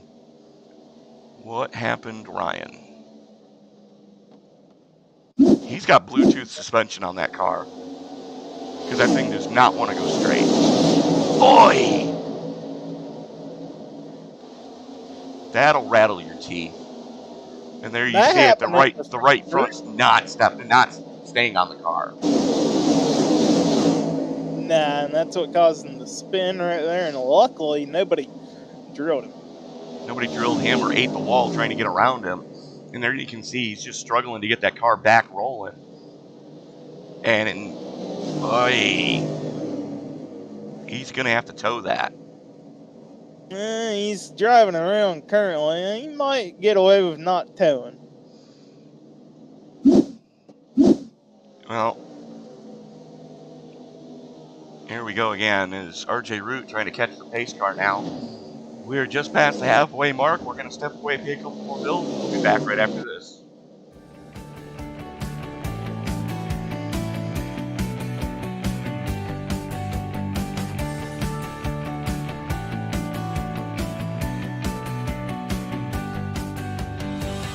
Davis Brothers has been providing homeowners and businesses with exceptional roofing services since 1983.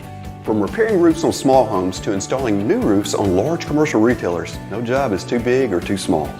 Your home is an important part of your life, and your roof is an essential part of your home. We understand that. Whether you're inspecting, repairing, or replacing a roof, we'll treat your home like it's our very own. Low slope, steep slope, big or small, it doesn't matter, we do them all. And remember, we have the capabilities and the manpower to take on any size job. When it comes to your roof, it's important to be proactive. Choose an experienced roofer you can trust. At Davis Brothers Roofing, we are your experienced roofer. Contact us today for a consultation and let us earn your trust.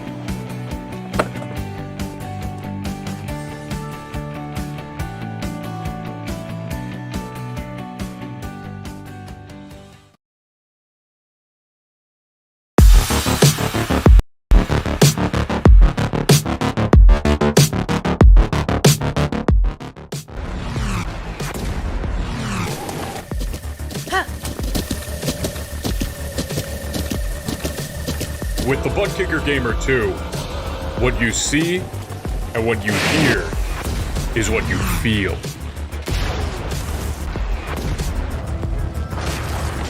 Butt Kicker.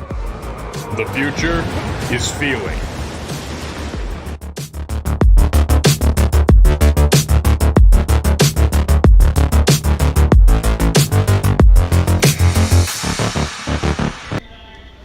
What's up, guys? Roger Debo, front tire changer for the 45 Alpha Prime car. You're watching Sim Racing Media.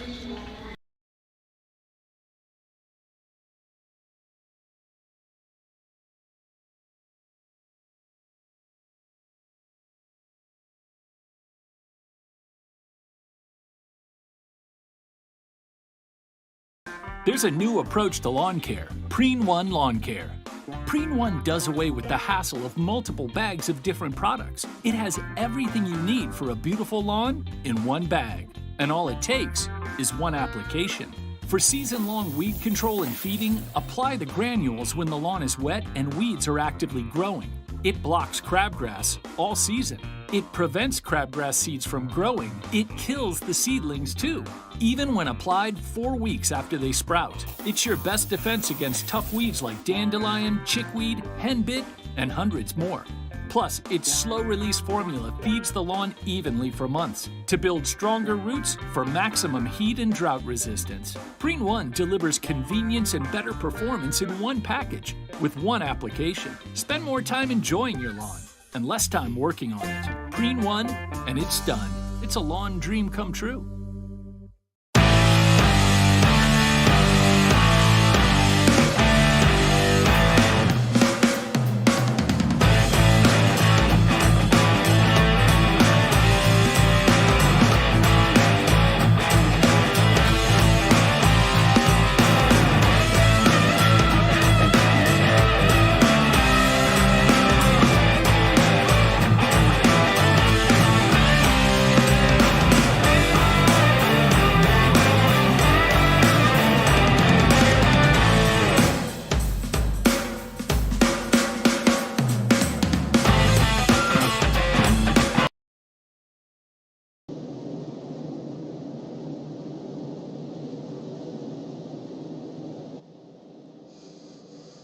And we are back for the Davis Brothers Roofing 500 at Daytona, the season opener of the Davis Brothers Roofing Sunday Night NASCAR Series. Joey Faso, Corey Bodnut is up in the booth with you tonight. RJ Root and Alex Murray going to be leading us back to green here as the field works its way off at turn number 4. Pace car gets ready to make that hard left turn down below the mustard line. There it goes, and here we go as Root brings us into the Geico restart zone. To restart with 106 in the books. Yeah, and we're closing in on the end of this one, but not quite the end. It is still long ways to the end. As you see, these Toyota teammates, they are just absolutely killing it, working with each other to the perfection. And they have immediately abandoned the one of Josh Ward, who is the only non-Toyota. Oh, there we go. One of only 3 non-Toyotas in the top 10 right now.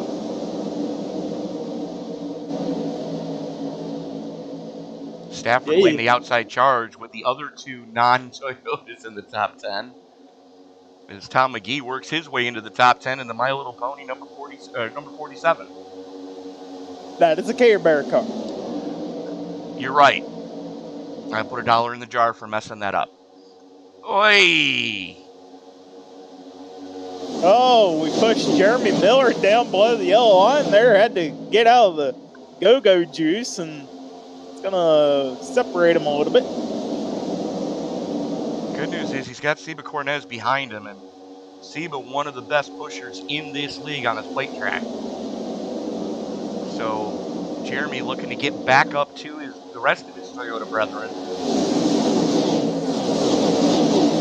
Have a great run coming out of the second duel on Thursday. That was an amazing race to watch. A little bit of a second group starting to form up. And Joe Coffey, the 88, is starting to drift off. He's not getting a lot of help from behind. It's on the story. The story, though, for him his part is pushing as hard as he possibly can on that 88 at Cossie right now.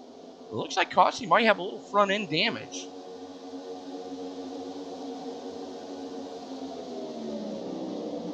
Oh, let's see if I can't get our drone driver. No, really, no. I don't see any damage on that automobile. And it's just the lines in the paint scheme that were messing with my eyes. Okay, then. Meanwhile, Seba Cortez is now the caboose in the 11-car freight train at the front of this piece, as both he and Miller have finally caught that lead group. Everybody single file, picking them up and laying them down as RJ Root continues to click laps off as the leader of this race.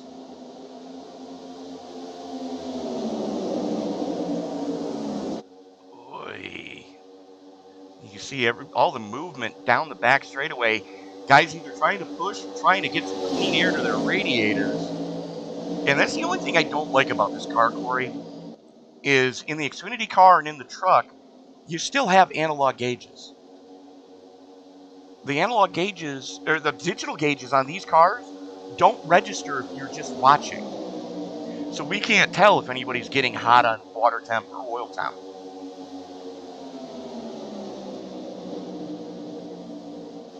I have not noticed that. As a matter of fact, let's go on board with Travis Craneboard, and you'll see what we're talking about. There you see the digital dash. We can tell what gear he's in, we can tell what type of RPM he's turning. But oil temp and water temp on the left side of that screen, we can't tell. Is it just me, or does everybody have the same digital dash on their screen?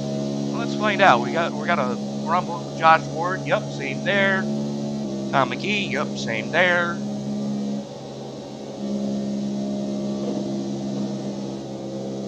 I think there's a way to change that, but I don't know how.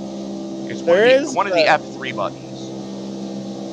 There is, but I don't know if it's by design on iRacing's end as a spectator, or I imagine it's by design on iRacing's end to where Probably. you can't. Yeah.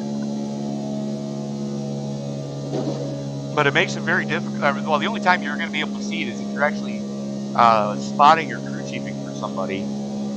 Then you can see what their gauges look like. Which at that point, you just ask your driver what the temps look like. Well, if you want to do it the hard way. Well,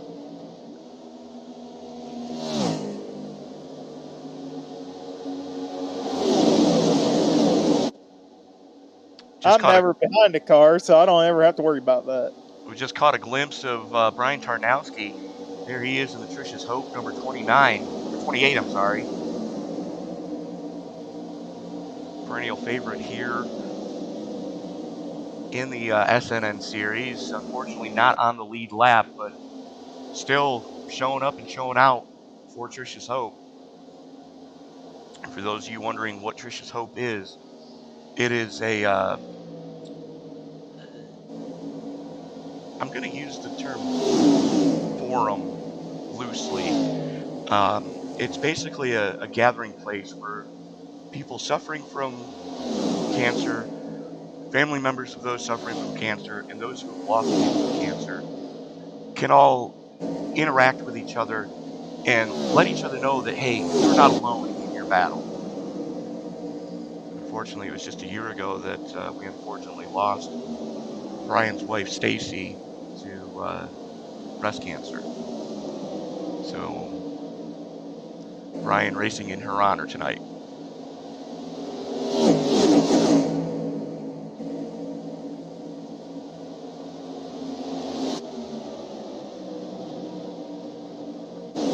Checking back in the front of this field, RJ Root, Travis Craneboard, Alex Murray, David Stein, Jeff Carson, Scott Ford, JC Gibson, Tom McGee, Joe Stafford, Jeremy Miller. Your top 10 as we currently sit. But throw a blanket over your top 18, as that's Ken Ron as the caboose in this little freight train. And there is John Crow Sr., who I believe Yes, he is. He's the first car not on the lead lap. So should something pop off, and if Crow can play dodge him effectively, he will get the free pass and be back on the lead lap.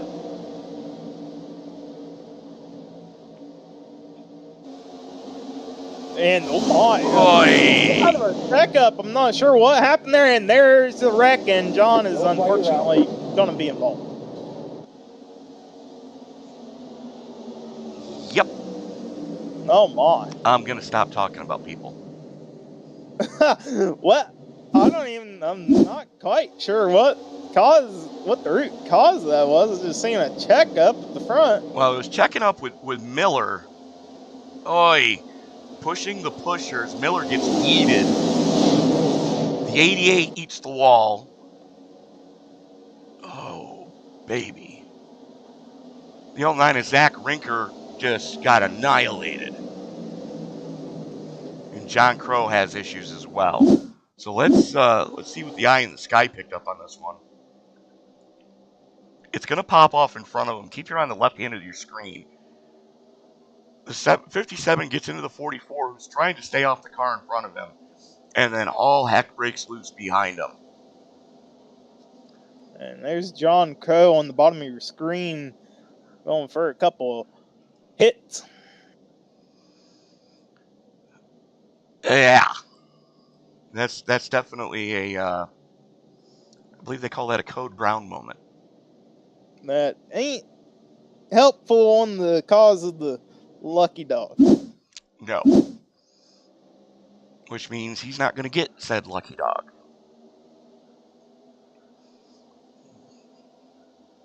There you see it again, popping off. Oh, yikes. Ken. Oh, man, Ken. Oh, backs it into the wall. That's going to be a concussion there, Tony. If it was last season's car, yes, that would definitely be concussion protocol. It might still be. We haven't figured that out yet. Well, they're saying that the back end of that car is supposed to do things now. It's supposed to crumple in a little bit better than it did last year, but we're going to figure that out as the season goes on and see what happens, I guess. We are at that. Luckily, nobody had to test that theory today at Daytona. And hopefully nobody will have to test it next week at Auto Club. Yeah. I mean, we already forced Kurt Busch into retirement, which unfortunate for him, but he had a good career, championship, Daytona 500 win. Well, there's guys saying that that's one of the reasons why Kevin Harvick is getting out, because he doesn't want to have to deal with that. He wants to be around to be able to play with his kids and, enjoy them growing up and not have to worry about concussion protocol. Yeah, I mean, it's a risk you take, but you hate to see drivers almost be forced into retirement and have no other choice but to think about it. Well, the thing is, I got to applaud NASCAR with what they're doing. As soon as they realized guys were getting concussions, they learned from the mistakes of other pro sports. You take a look at the NFL, and they just recently implemented concussion protocol.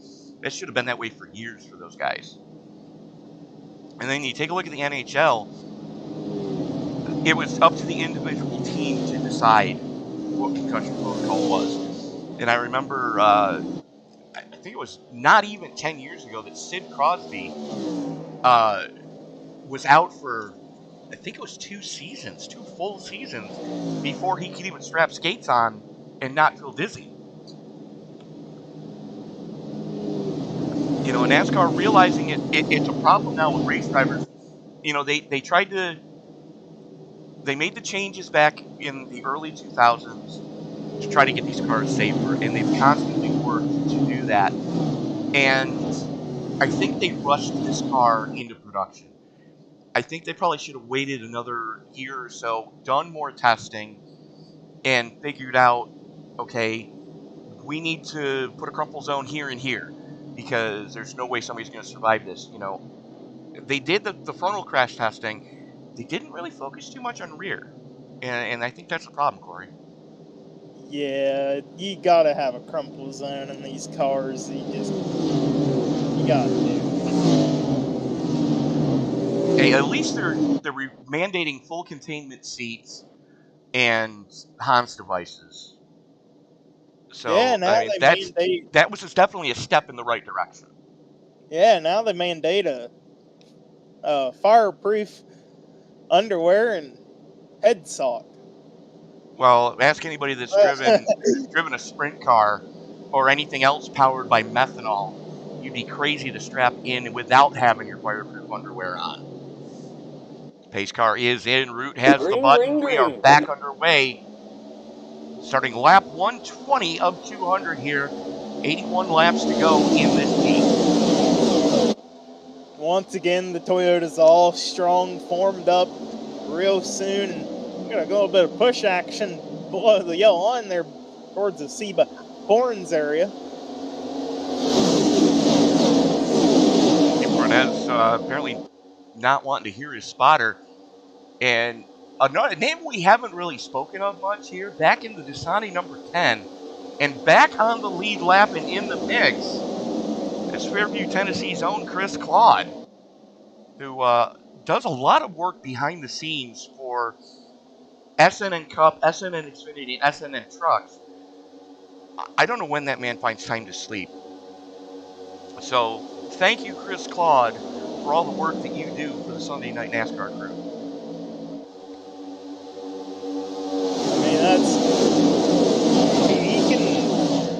He just does a lot of work and puts out good effort when he's on the track.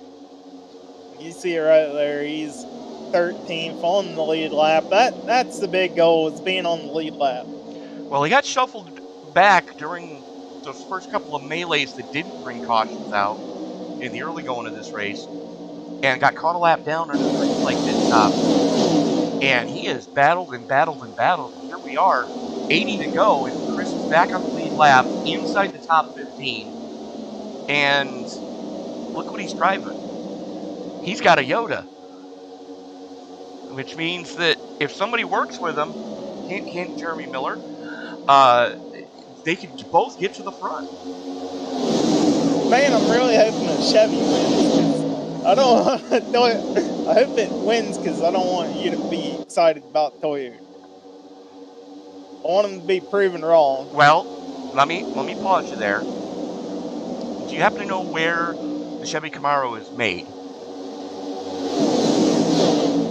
No. Windsor, Ontario, Canada.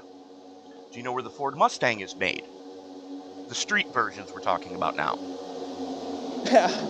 He's trying to get me into a manufacturer war. Now, do you know where the car is made? Well, I do, but I'm not going to say. Yellow flag is out. I know, but... Well, we'll let you guys know that as soon as we figure out what the cautions were. Oh, Dave Regal, what did you do? Dave Regal and Seba Cornez getting into it. Let's take a look at what happened with Seba here. There he is on the high side. Dave is way behind him. So something happens with Seba ahead of time. Oh! Great googly moogly. Clayton Davidson pushed to John Luca. Let's watch that again from the blimp. There you see Seba caught on the high side. Two cars on the low side get into each other. I didn't quite see who it was. It might have been the 76. 76. The 62 tries to stay off of the 31. 76 gets into him, and Regal nowhere to go. Seba's coming down the track, and Dave guessed wrong. And just like that, we are back under caution.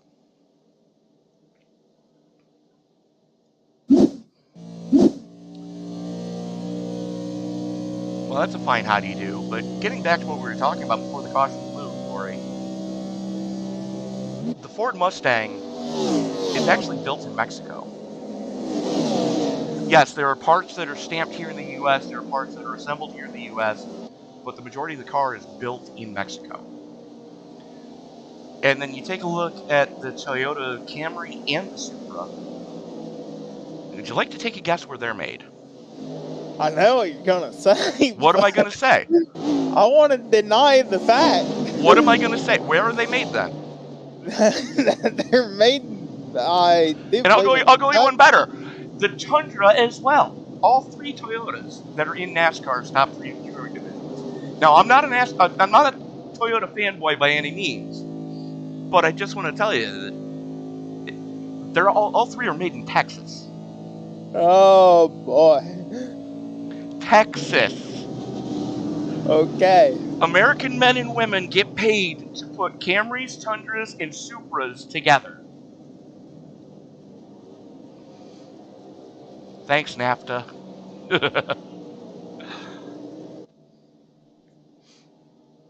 Well, we're going to get Tanner Marty back on the lead lap here. He's in a Chevy. All right, then. In the Rainer car. I believe that's a ginger ale, isn't it? Mountain Oh, Fresh no. Beer. I was thinking Verner's. I'm sorry. Yep, you're right.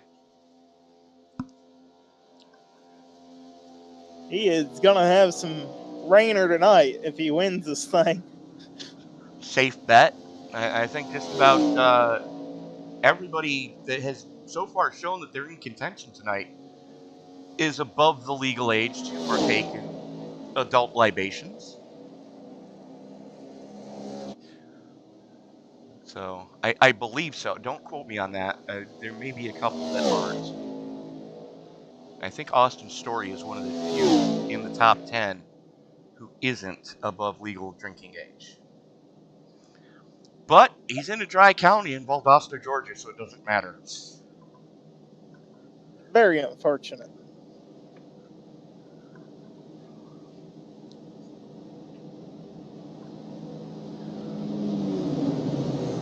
Taking a quick rundown of your top 10 as the lights go out on the pace car. That is R.J. Root. The pride of Gloucester, Virginia, leading the way in his Toyota.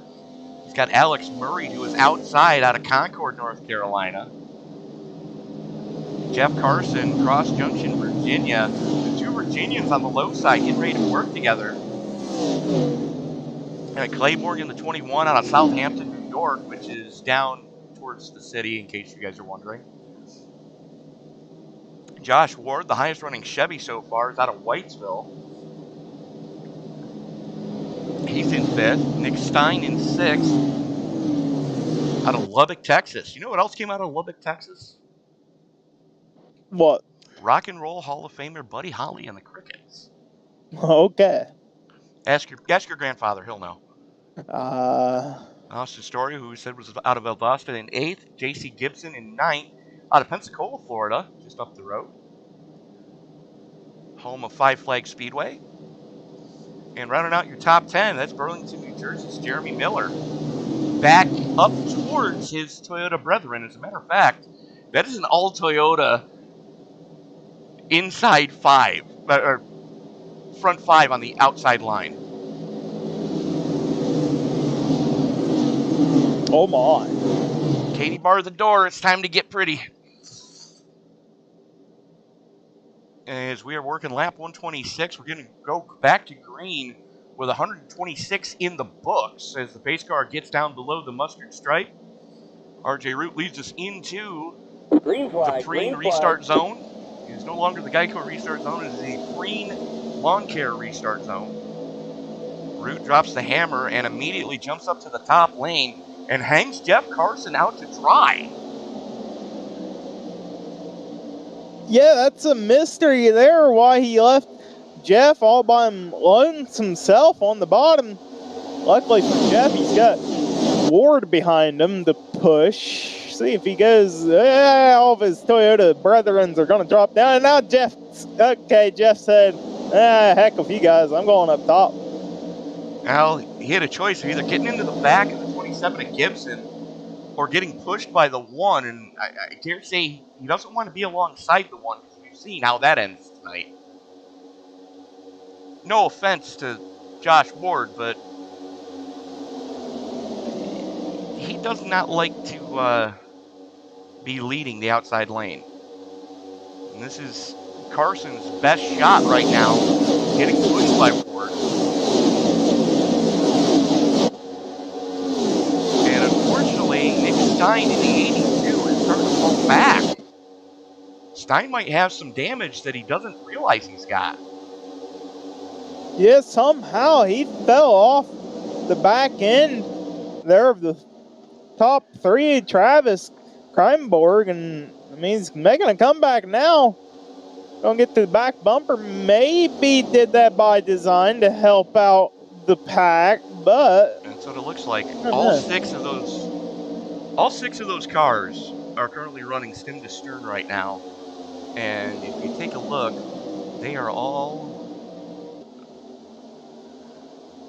Let me see if I can find where they are. They're all up in Field Silver Racing. Say that 5 times fast. I dare you.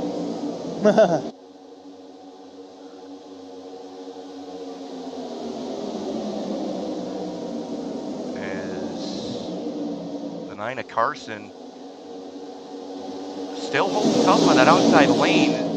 Joe Stafford seems to be a little hesitant or not. Oh! Oh my. Carson just got yeeted coming off a 4. In the grass on the Hang on to her.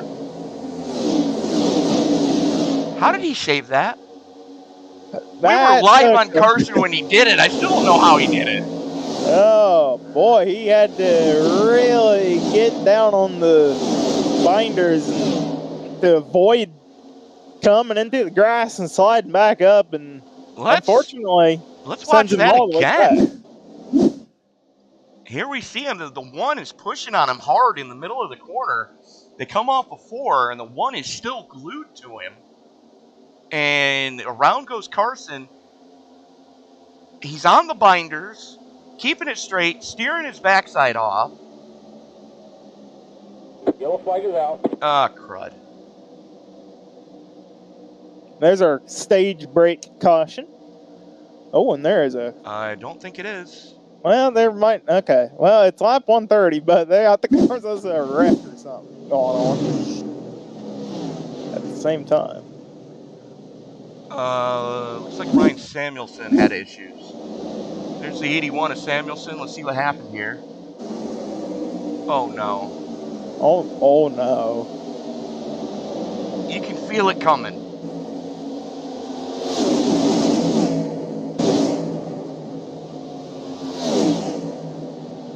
Samuelson gets sent down onto the apron. Oh, it happened in front of him. That was the 30 of Miller. No, I think it was Kreinberg there. Let's find out. It was either Miller or the 21, possibly both. Let's find out here.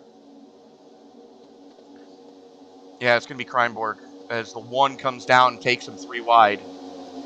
Kind of pushed him down there and bam. There we go. How to Win Friends and Influence People by Josh Ward. Yeah, well, I mean, you know, it could have been a lot worse than what it was. Oh, it absolutely could have. It absolutely could have. I mean, luckily, everybody around him kind of saw it coming. And they were able to, to keep that thing woed down or get it woed down in time. Here we are watching from above. And let's see if... Oh, he might have had some help, but he never lifted. He never gave any room either. See, I got to put that half on Kreinberg and half on Ward. Because, yes, Kreinberg was pushed down, but he could have come off the throttle pedal. And he never did. So... definitely a cold trickle moment. I can hear the crew chief now in his headset going, okay, well, we're still under a caution. Go back out on that track and hit the pace car. Right? Right. Yeah, right.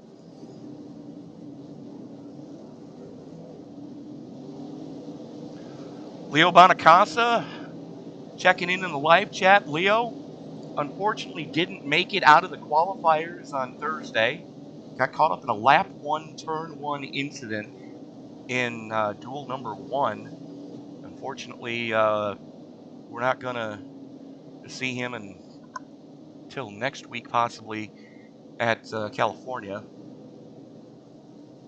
Checking in, saying go Money House and Cyclone, which, if I'm understanding that correctly, those leading Toyotas that we were talking about earlier, who are now all jumbled up and shuffled up. And yep, there we go. Leo Bonacasa, Alex Murray and company.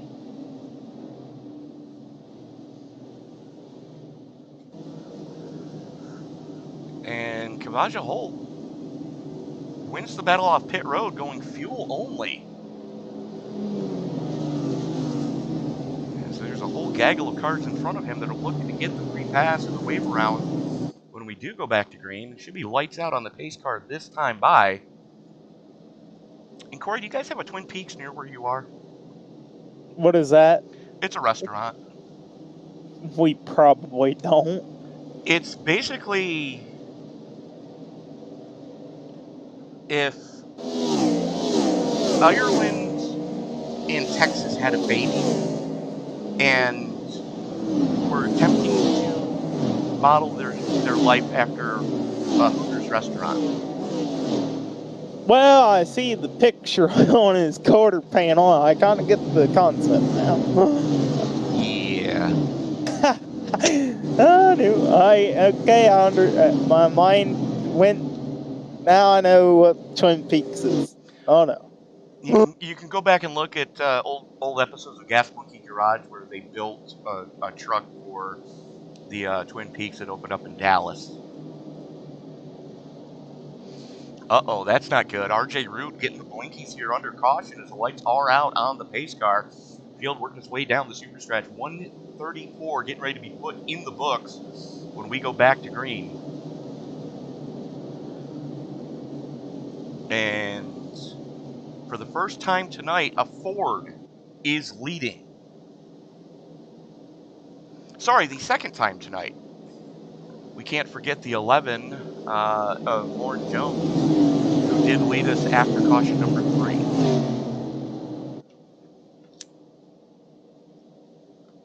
He's representing the Ford out here. Ford, 2 Toyotas, and 2 Chevys in the top 5. And just about everybody taking 4 in fuel that last time down pit road.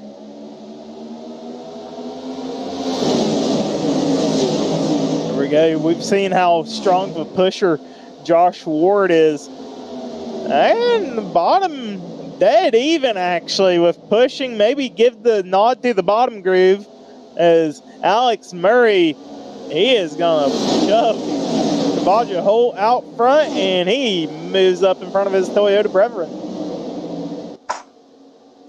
He is at that. As soon as he can get clear and get out in front of Root. Oi! Hang on to her. Josh Ward having a moment going into 3 there. But as soon as Murray could get it in front of Root, and Root called him clear, up he went. And this is the game plan that we've seen out of the Toyota camp. They told us about this Thursday, that as soon as they possibly could, they were going to find each other and go to the front, and that's exactly what they're doing right now.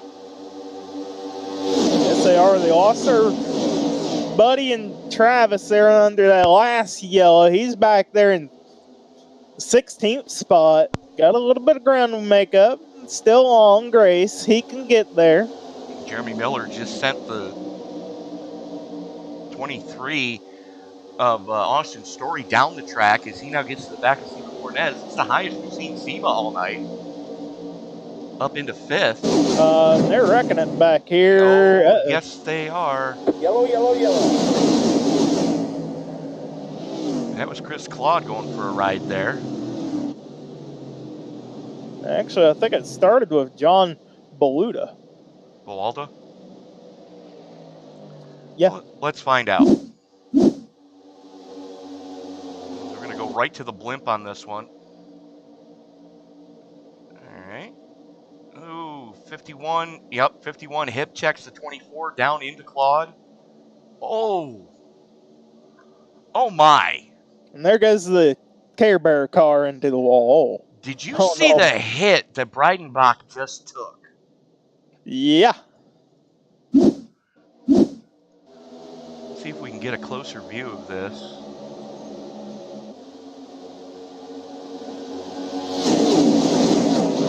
And gets turned right up the track. Oh my goodness. There's our first, thank God this is a simulator moment of the night. Because that's the exact angle that Dale Earnhardt Sr. hit that wall. And the same speed. So, that'll make your eyes smart. Keep your eye. So the 51 gets sent up the track. 24 comes down. Chris Claude nowhere to go. Oy. You know it's a hard hit. You know you've hit hard in the front of your car when the back end comes up off the ground. Oh, yeah. Yikes. And you were saying Tom McGee went for a ride as well. Let's go on board with McGee. This is what he saw.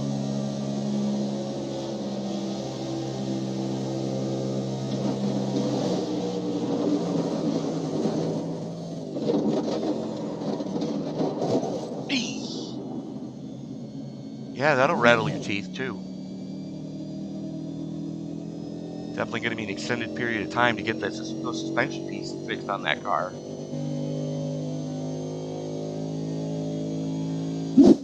Yikes.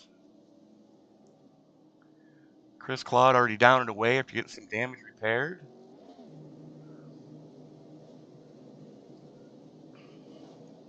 And Alex Murray gets the lead of the race. So Murray, Root, Ward, Gibson, Cornez, Miller, Ron, Sanner, Carson, and Story, your top 10, all electing to stay out. As a matter of fact, the first one to come down pit road is going to be back here with the 79 of Matt Gaskins. Back in 18th. Cossey and McGee are still on pit road.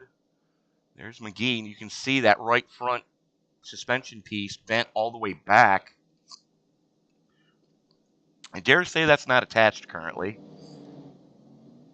There is Cossey just barely able to beat the pace car off pit road. And that's going to let him stay on the lead lap because of it. 22 cars left on the lead lap.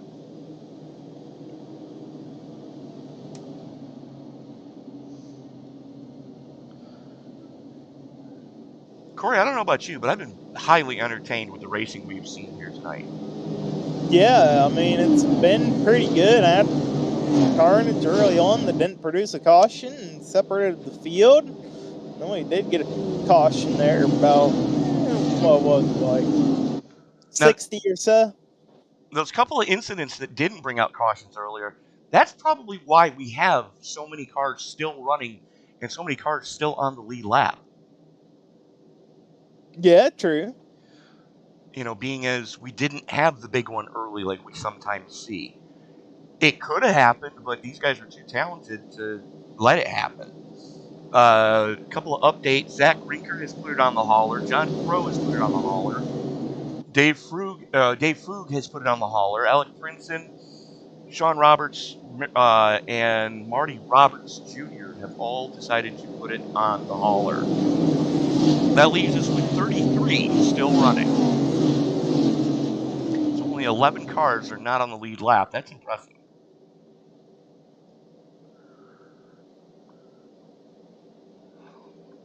Murray going to have the button as the pace car makes that hard turn down below the mustard line. Into the pre-lawn care restart zone, and we are back underway. Once again, Toyota's working together. Yeah, all 4 Toyotas about contact with Josh Ward there. Josh, he is not making a whole lot of friends up at the front. Yeah, he is still up there. You know, there used to be a required book in college for engineers, and it was called the Dale Carnegie course of how to speak in front of large groups. It's called How to Win Friends and Influence People. I think Josh Ward is trying to write his own version of that book, because here we go. Steve Cornette is shoving him right to the lead. Yeah, well, they had a little bit of checkup there. Backtracking. Oh, that's not what you want to do. That's not going to help the situation any. You know, Sable was pushing him all the way through the corner, and I don't think he meant to. I think he meant to. Well, he may have meant to. A little early to be doing that sort of thing. Right now, Alex Murray, RJ Root, JC Gibson, Jeremy Miller have all found each other, and so has Travis Craneboard. All 5 of the Money House cars have found each other. Okay, well, this is... that's terrifying for the field. You think? Uh-huh.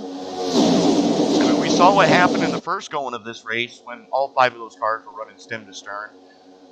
Although RJ Root was technically the last car on the lead lap doing it, they walked the field by 12 seconds.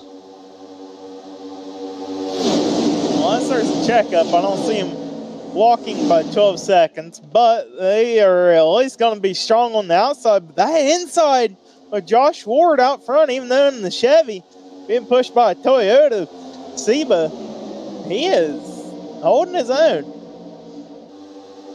They'd be better off going the other way with that and having Ward push Seba.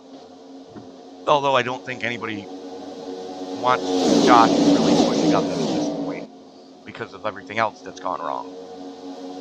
Yeah, and they don't really have much breathing room to make a switch over, so kind of have their hands tied here on what they can do.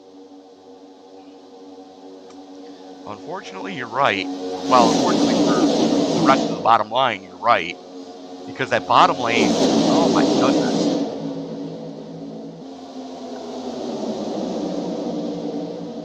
Well, you got to be easy on the bump right there, see, but not quite square. Luckily, Josh Ward able to hang in straight.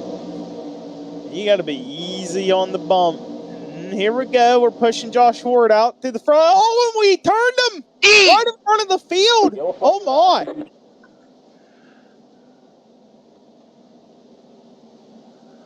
Wow. Well, that ended about how we were expecting it to end.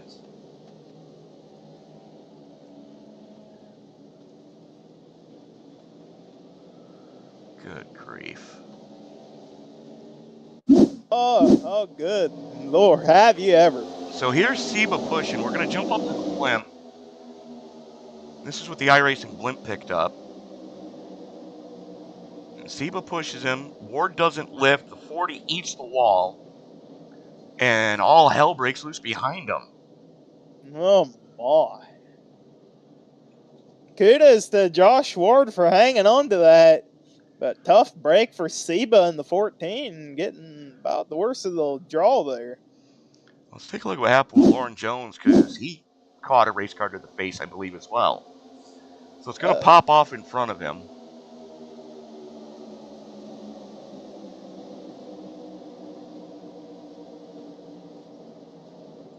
Okay. Yep, the 73, the 79, the 73 both were backing out of it, and Jones nowhere to go. Let's follow along with Gaskin now. Again, from high above, watch the 79. He's going to see it start, and he's going to lift. And the 73 doesn't see it, so he gets into him. The 11 nowhere to go. And congratulations, you just played billiards with $100,000 race cars. Oh, boy. Well then, as we are back under caution, we're going to step away for Another break, pay a few more bills. We're going side by side so you won't miss a single thing.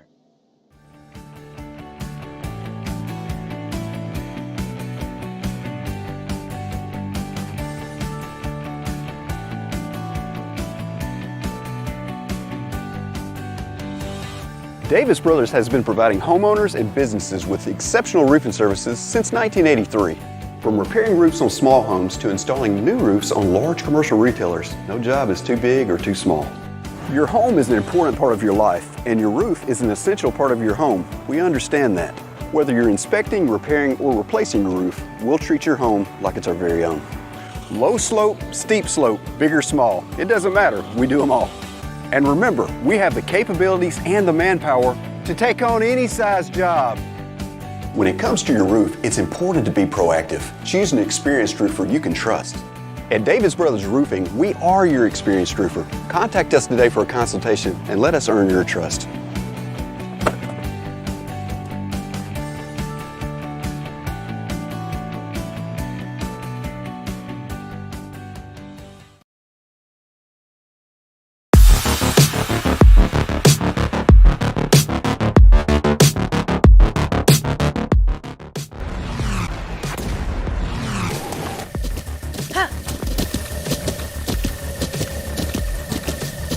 With the Butt Kicker Gamer 2, what you see and what you hear is what you feel.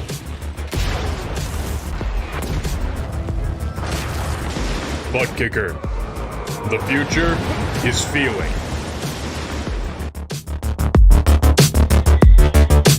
What's up, guys? Roger Debo, front tire changer for the 45 Alpha Prime car. You're watching Sim Racing Media.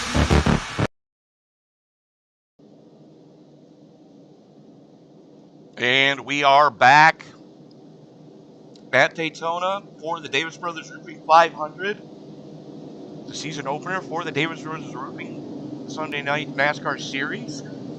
I'm Tony DiPicasso, he's Corey Bognut, and you folks, or whoever you are, we thank you all for watching.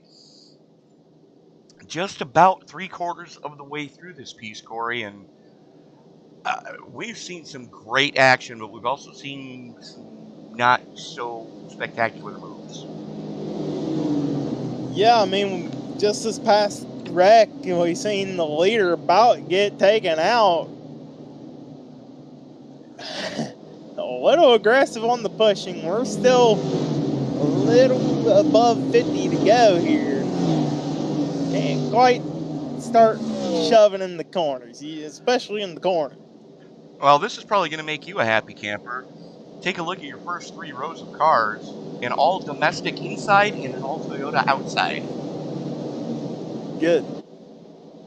Green flag, green flag. Ward drops the hammer, and we are back underway. The 23 of Story doesn't go. Well, then, that's going to check up your entire inside lane, and they are crashing at the back. Well, that didn't take long. Seba Cornez, Brian Tarnowski, Matt Gaskins all involved in that one. Steve Giberson catching a piece. Take a look at what happened here.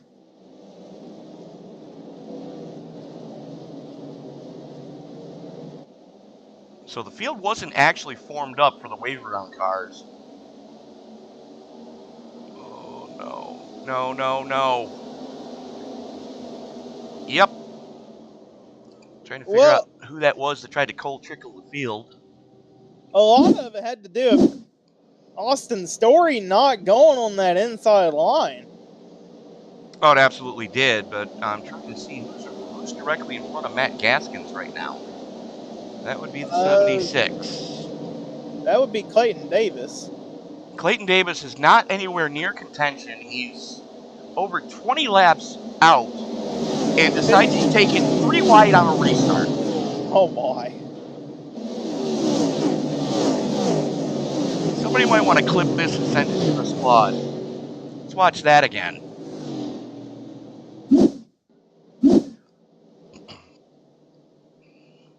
So you can see the field still trying to catch, or the tail end trying to catch the field.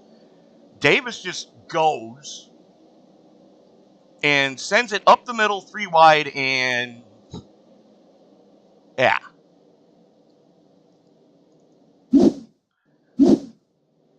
Cibo Carnage was trying to let the 47 get by him, and that whole inside lane stacked up because 23 didn't go. And it's about to, yeah, they're playing ping pong right there with each other. And boom goes the dynamite, and we've got 4 torn up race cars now. Let me rephrase that. 4 more torn up race cars now. Well, Seba had a little bit of damage anyway. He had a little bit of damage, but he had gotten it fixed.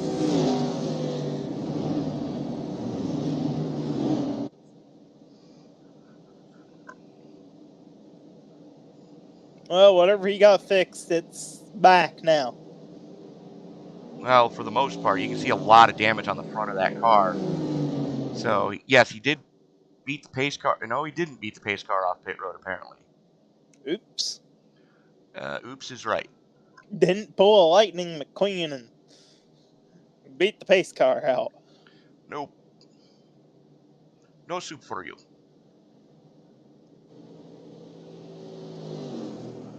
So we're going to rack them and stack them again. Josh Ward out front. Kavaja Holt, man in second.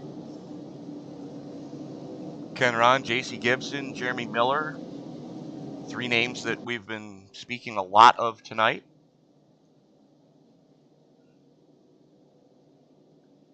As John Buwalda gets back on the lead lap. A lot of damage on the right side of the 51, but he's going to plug through this. It's in the good name of the spirit there to still be on the lead lap.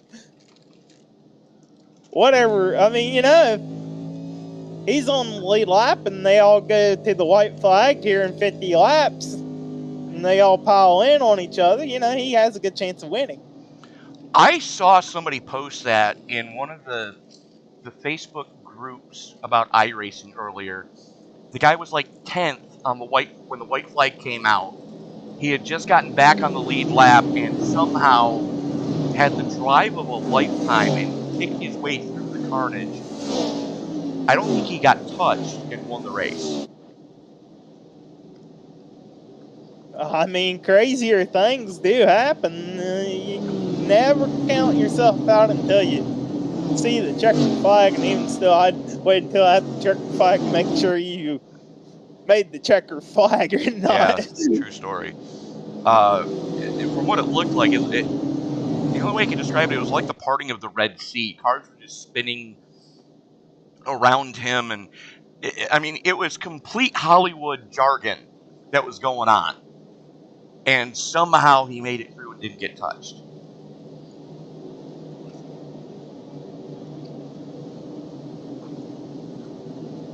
And so this is about to get interesting.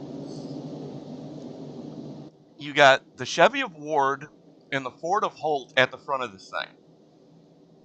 And then behind them, you've got Ken Ron's Toyota, J.C. Gibson's Toyota, Jeremy Miller's Ford, and Chad Sanders' Chevy. Jeremy's in a Toyota. That's why. Sorry, Jamie Miller's Toyota and Sanders' Chevy. Mm-hmm. So this could get interesting. What are the Toyotas going to do here? Well, they haven't been in the situation yet, but here we go. Josh Ward, early jump on that start. 2 Toyotas behind him getting. They got clear. Up. Yeah, they're clear if they wanted to move up. They're going to use Ward as a fuel pig for right now and get the pull coming into the super stretch. Love that camera.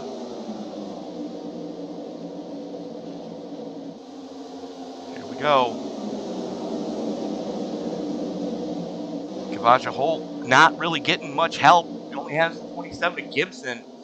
Gibson was only there because he got caught behind him. Now Gibson gets to the low line, and the Toyotas are ganging up. Yeah, I was about to say, Kavaja does not have help on the outside. He drops in behind on the bottom. He's right behind Chris Claude now. That is RJ Root, you're right. Yeah. Wow. He is looking to support. The cavalry has arrived. Sound the charge. Charge. How much did it cost? I don't know. I forgot. And as expected, all of your Toyota guys, minus Ken Ron, went up top with their fella there of Raymond Root. And then Josh Ward with the block. 3 wide. Ah, maybe crap. Come on. Yellow flag is out. And we got another caution out on the Speedway. Clayton Davis again. What the heck happened there? Oh, no.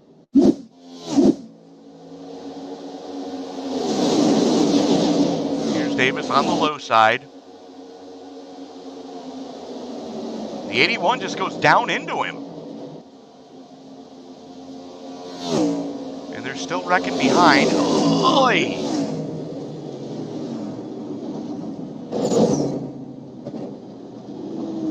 Let's watch that again.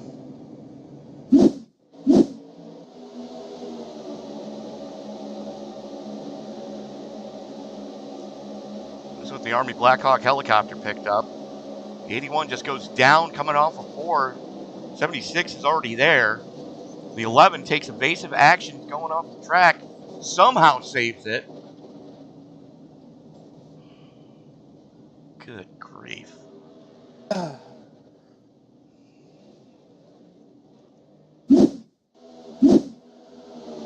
take a look at what did happen with Samuelson here. There he is in the 81. He tried to take it 3 wide.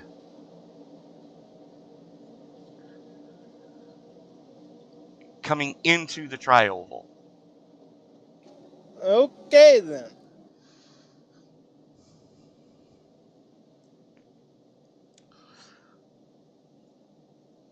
My cousin, who's a nurse practitioner, has a word for that, or a term for that. She calls it rectal cranial insertion syndrome.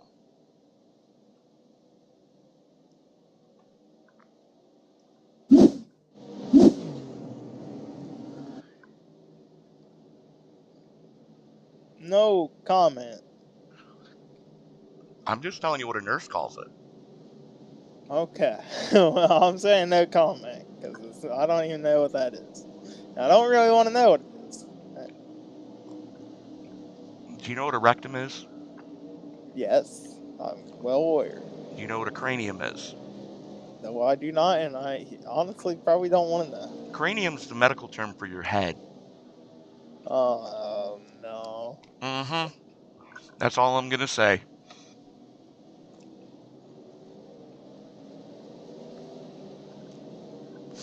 Well, folks, hopefully... Good night, everybody. hopefully nobody was eating dinner or something. Like, you're just driving with your head up your butt. I'm... Haley gets it. Oh. Oh, no. Thanks, Haley. I knew you had my back. Well, what about Alex Murray out here? Alex Murray. Something about luck and something. I'm trying to find him now. That's a good question. Where is Alex? There is Alex Murray back there, currently a lap down. 7 laps down, to be exact. 7 laps down because he got caught up in one of those earlier melees, and he had to spend an extended period of time. Matter of fact, 11 minutes on pit road. Back on lap 44.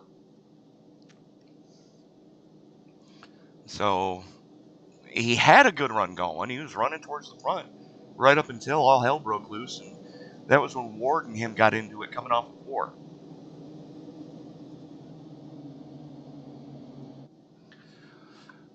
So we see a few more drivers taking it down pit side. Now here's the thing. If you immediately go into fuel conservation mode, you might be able to make it from here as the 76 somehow loops it coming out of pit road. I mean, it would be very, very close on fuel if you were to make it. If this thing went green, you would be right there on the edge.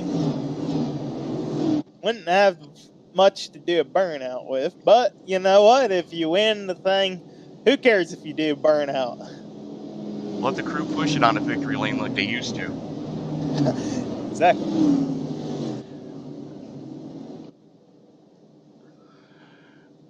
So they just extended the caution to make sure that we didn't have a repeat of what we just saw. With cars getting the wave around and free pass and whatnot.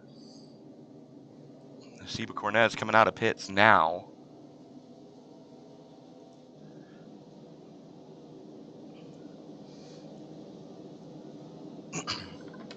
And two names we didn't get to talk about much tonight. That's Ken Ron in the 33, going to lead us back to green. And that is Chris Claude on the outside. Claude plus 23 here tonight. That is a solid run. I don't care who you are. Well, yeah, and then you got the Cheetos car, too, in row number 2 of Lauren Jones. Highest running domestic is Jones right now. Going to restart in 3rd. Your biggest mover, though, is back there in 8th in the other Ford at the front of this piece. That's Kavaja Holt in the Twin Peaks 00. He is plus 29 in a 39 car field. Well, remember, he led some laps. Well, he started this race not being on the grid, lost connection, right. had to reconnect. So he did start shotgun on the field. You're right. Pit starting. Yeah. Well, good little comeback there. Not to mention he was slated to start 37, almost dead last. If he could pull off this win, that is kudos to him. Well, it does two things. Mind you, you have to run the minimum number of races for the series, but as long as you get the participation show up, you win today and you're already in the playoffs. That's going to take a lot of stress off a lot of guys. And what happens if we have more winners than we do playoff spots? Or do we take the top 16 in points of the winners? Well, then, even if you win tonight, you got to make sure you're front 16 if there's more than 16 winners. Well, that, and you still have to be in the top 32 of the owners' points. Well, that too. Okay. So you want to at least make sure you show up and hope there ain't 17 winners. Green, green, green. Here we go. We go green. Ken Ron driving the Jack Dell Motorsports number 33, getting a pretty decent shove from the 11 of Lauren Jones right now, with those 3 Toyotas hooked up on the top side. I think Chris Claude thought he was going to be clear of Ken and went to go down and wasn't clear and had to get back in line. About got shoved and well of a recovery there out of Raymond not to turn him. So now Chris goes down low. Chris goes down low. We're on board with him, and there is Root just rifling through the outside right now. He's got the 77 of Rick Jett glued to him. The 11 bails out. Oh, he's got a penalty, apparently. Him, Matthew Gaskins, and Clayton Davis, they all three are being shown with a black flag. Did not maintain speed while pacing. Real. And we are 3 wide. Oh, my. Oh, this can only end poorly.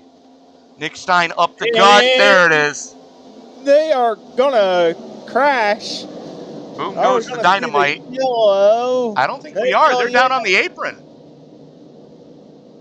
Oh, no. A lot of your good runners there. Nick Stein involved in it. Ken Ron involved in it. Sanner in it. Let's watch that back. This is what we saw. This is what the blimp saw. You see 3 wide right there, and oh, look, Josh Ward. You can't really blame Ward on that one. No, you can't. No, you got to put that one on the 82 for trying to go up the gut coming off a 2. Well then. Well, that separates the field a pretty good bit, but look at all the guys that stayed up at the front. There's only a Camaro and a Ford Mustang. And actually, you know what? A couple of them ain't even on the lead lap. They are not. However, All right. Rick Jett in the 77 Camry, he is on the lead lap. He is in second place, and he is not in a Toyota.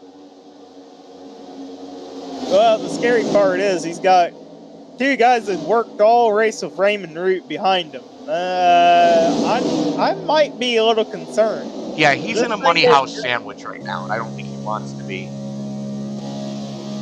Matter of fact, this is what he's seeing.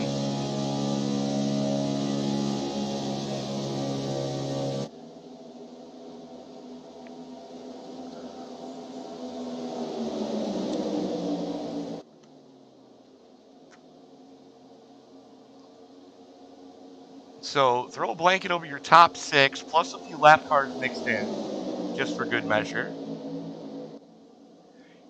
And then with JC Gibson back there as the last lead lap car in this bunch,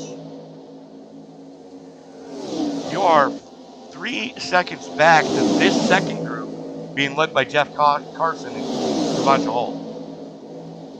Well, look at the front here. Raymond is playing games with Rich Jett.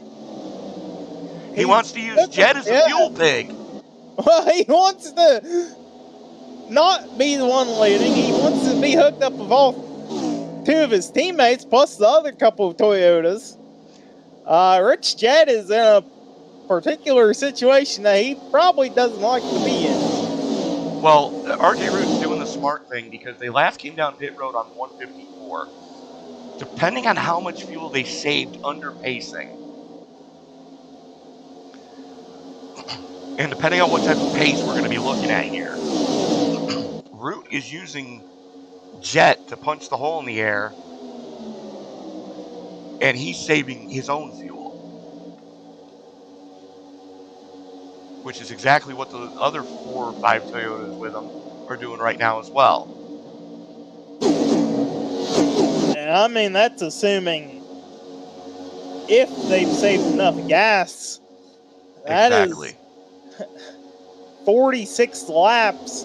Regularly, you can go about 40 if you're behind a car under green flag conditions. Throwing a couple of cautions, they make it. It's going to be a shocker.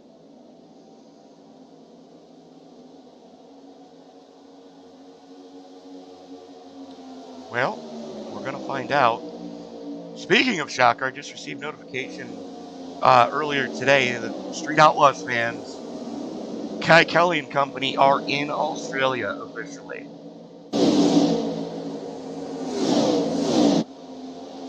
You know who you really got a feel for right now, though, is the 11 of Lauren Jones. Last car currently on the lead lap, and that's about to get that. And that was through no doing of his own.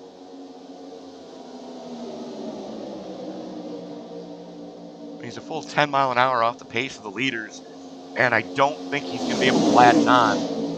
Good news is the second pack coming, led by Jeff Carson. Yeah, he may have gotten a little bit of a pull there from the first group. But yeah, Jeff Carson's pack is starting to catch up to your front runners. It was 3 seconds. Now it's down to just over a second. Yeah, the eyeball check says they are closing in quick. They are. As a matter of fact, let's see what the speed gun says. 195 going into turn 1. 186. Good grief.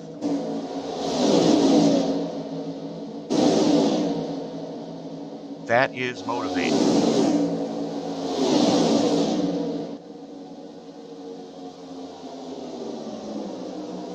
thing is, those two the lead pack is also doing 198, flirting with 200. There's Rich Jet right there up in the front in the Godzilla Chevy. Shouldn't that be Godzilla Ford? Because I thought Ford released a Godzilla motor. I don't think it's related. Let us know in the live chat if I'm right on that. Do want to thank everybody for joining us here. If you're just joining us, this is Davis Brothers Racing 500 from Daytona, the season opener for the Davis Brothers Roofing Sunday Night NASCAR Series. I'm Tony Trapasso, he's Corey Bodnut, and this is SNN, and this is also Rich Jet leading the way right now as we are closing in on 30 to go. Look at this. Jeff Carson's group has gotten to the back end. Will they form up a two wide? Yes, they are. Formation? They're doing it. They're either going or they're trying to scrub speed. It looks like they're going. However, the 40 doesn't look like he wants to. Nope, the 40's going to abandon him. No, the 27 didn't quite. Okay, the 27's going to try to throw a block. He thought of. Now that's JC Gibson trying to play blocker, but that did absolutely nothing but make Carson mad. He now has a run on the front group.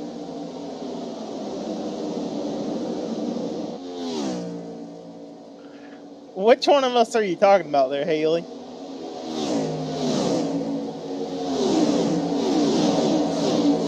Me. Because I thanked her for having my back earlier about the whole head of the Mustang.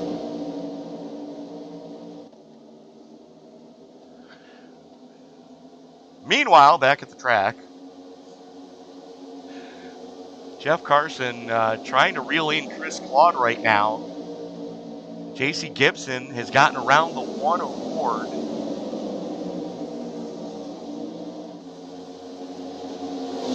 And these guys are playing games.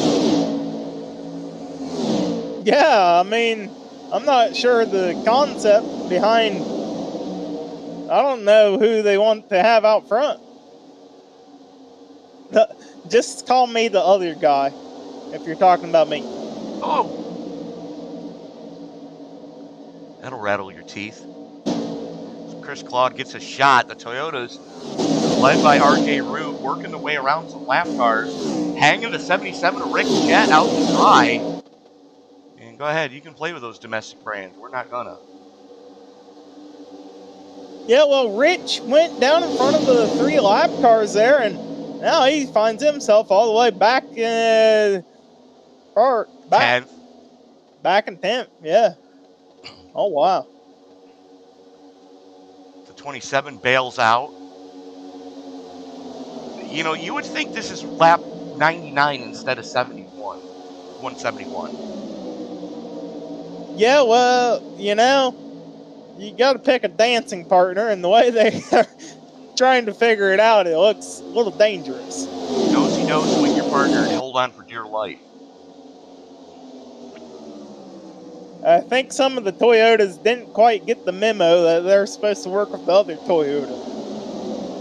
Well, you've got Toyotas leading both lines now.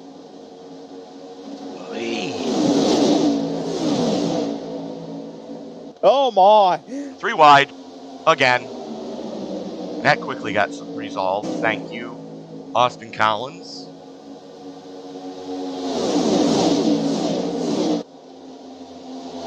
Well, here we go. We got Josh Ward trying to push Jeff Carson in a Toyota.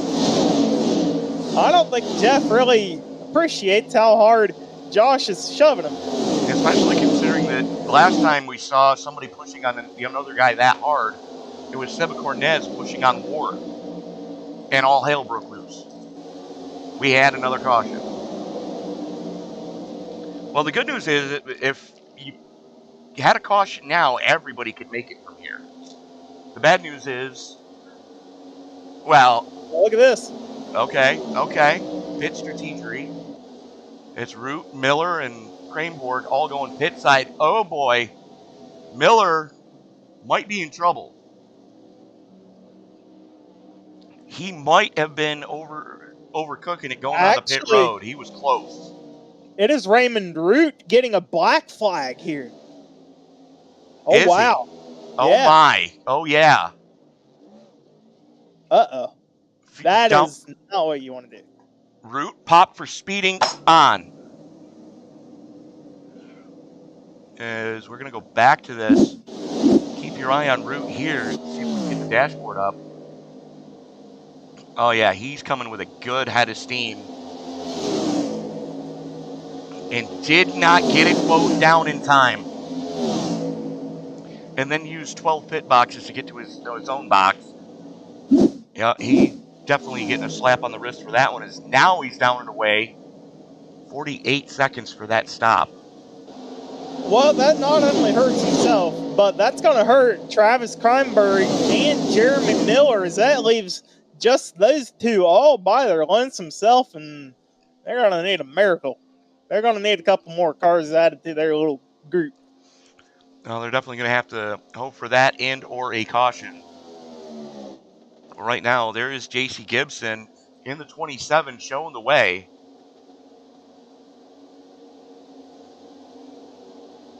See, but Cornez getting shuffled out of line back there.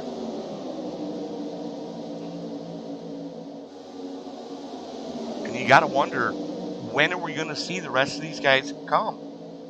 Well, they all came in at 154 the last time. They can at least go up to 190-ish. Except for Chris Claude, who came in on lap 137. He's going to have to come in sooner than later. Yeah, I'm thinking that might be an anomaly there, because I don't think... Oh, no, he did. You're right, he did. That's how we got to the front. So, yeah, Claude's going to have to come in shortly here. Here comes Jet and Carson. Okay, so Jet and Carson deciding to come in together. I'm not sure about the two cars when you're leaving all those other cars. Ken Ron is stopped. Uh-oh. Ken Ron is trying to bring out a caution right now, I think. He stopped right at the entrance of pit road. I think he just about ran out of gas or something.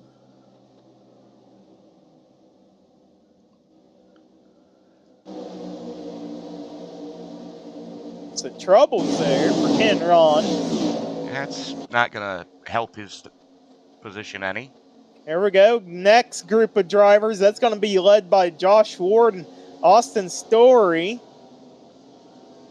Baja Holt coming in. Chris Claude bringing in John Beluda. And Kavaja Holt way past his box there a little bit. Had to back it up. So the good news is for Gibson, that's a lap car behind him in the form of Alex Murray. Bad news is those are all lap cars behind him, and some of them have already hit it. Well, you know, if you're J.C. Gibson, you're just telling the lap cars, hey, listen, please come down with me and help me. Well, the good news is the 40 is a teammate. The rest of them, not so much, because there's two Chevys and another Toyota behind him, and they're starting to pull away from the 75. 75 closed up. And it would be Charles Eaton back there. Well, the saving grace is that other than which one was it? One of them was 144 there last pit. I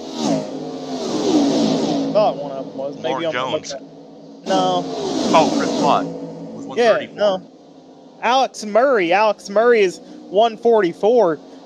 The rest of them 154, and then Charles Eaton is 164. So saving grace there is they all have to come in about the same time besides Alex Murray. And I'm sure being a teammate, you're going to help out your teammate. Well, now here's the big question. We're taking a look at what Joe Stafford is doing right now. Dave Regal who's multiple laps down after getting caught up in another dumpster fire earlier. He's using him as, I use this term lovingly, as a fuel pig, and just following him along right now. And you can hear that he doesn't have that car up at full chat.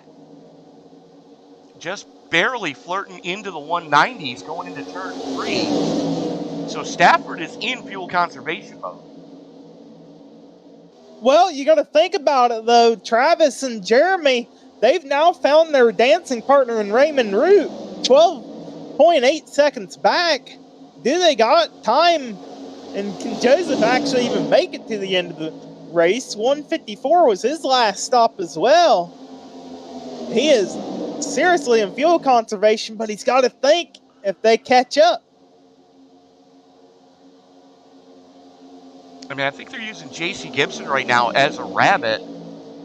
But the thing is, everybody can make it from here as long as they put enough fuel in, which, 6 seconds is more than enough to dump a can of fuel into one of these cars. But that outside lane really working well together, and it's just what I said they should be doing, and it's Camaro pushing on a Toyota. Yeah, Josh Ward pushing on Jeff Carson. Those two have been working out pretty good together all night. I think your race is going to ultimately come down to these two lines right here. As they were thinking about going down in front of those guys, thought better of it. Austin Story up with them. Well, the bad part is you got Raymond Root leading their little group. He's a lap down. That's just hurting Travis there. Well, Because Travis would have to be ahead of Jeff Carson to beat Carson. Well, Root, if he's going to be the sacrificial lamb, he could do things to help that team in the closing laps. We are inside 20 to go. As a matter of fact, we are now 18 to go. I stand corrected, 19 to go. 19 to go here from Daytona as J.C. Gibson down pit road with the 40. He brought the 75 with him, too, the other lap car in that group. The question is Stafford going to come pit side this time? And the answer is no, he's not. I think Stafford pretty much has set his bet. If he's going to stay out until that thing runs out of gas, or if he can make it to the end, he's going to make it. Well, if you take a look from Stafford back to this group being led by Carson right now. Now, they are too wide, so it's not helping them.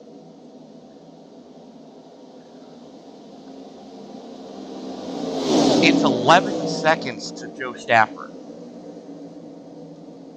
And they're a half a second a lap faster than what Stafford is running. You do the math there. Actually, they're about 3/4 of a second faster than what Stafford's running. 11.5 seconds.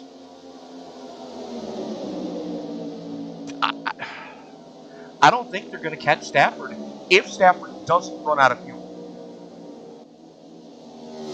And that's what we're gambling on here. Stafford has to limp it home from here. I mean, you take a look. Let's go to the dashboard. Stafford's your second car in line, 134, 194, 195, 196. Let's take a look at what Carson and company are doing here.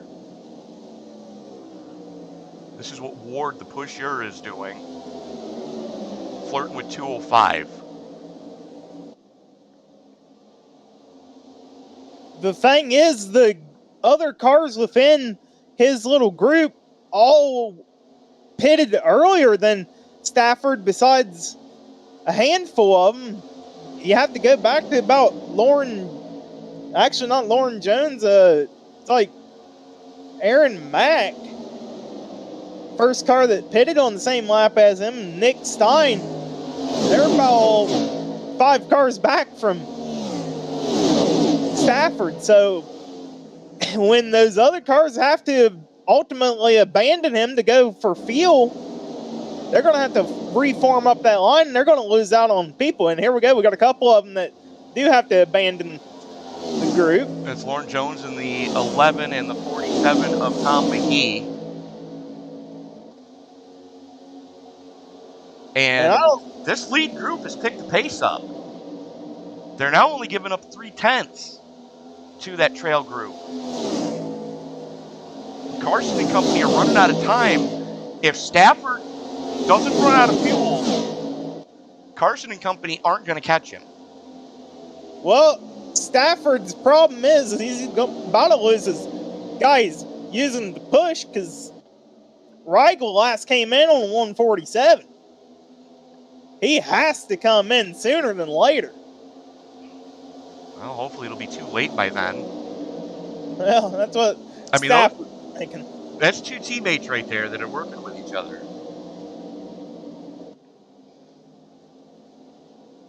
Actually, I take that back. I'm looking, and Dave Regal is in the group with Jeff Carson, Chris Claude, and Lauren Jones. Really? Yeah. Well, team orders out the window. Except, I mean, still, Rigel has to come in sooner than later. Stafford's going to need to pick somebody else to be in front to save gas. Otherwise, he might be in trouble. It'll be 13 to go next time across the stripe. And the good news is, well, they had 2 guys that they could have worked with, but... Yeah, well, that went out the window. He did pick up Seba and Mackin in the group. He'll have Nick Stein and Aaron Mack who are saving gas as well. The only thing is you know, after coming down on 154, he would have had to have been cutting the... What? They about wrecked. Yeah, they did. He would have had... But getting back to Joe Stafford, he would have had to have cut that engine under the pace lap when we were under caution after we fueled it to even have a shot at this. And he would have had to have gone immediately into fuel conservation mode, and I don't think he did. Matter of fact, I'm almost positive of it now, as there's only a half a second separating the lap time Joe Stafford just put up as the second car in line with a lap car in front of him, and the lap that Jeff Carson just put up. Here we are on board with Carson. Josh Ward continues to push on him.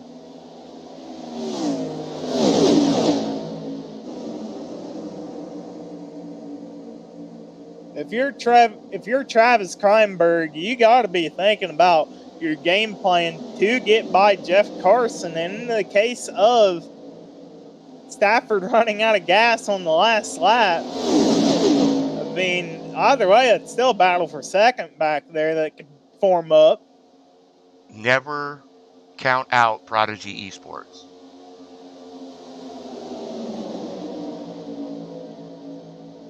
And Stafford's group has lost about 5 of them through some checkups. And he's going to lose Rigel. I mean, Rigel's going on 43 laps here. He's been out front of the group. He can't go too far.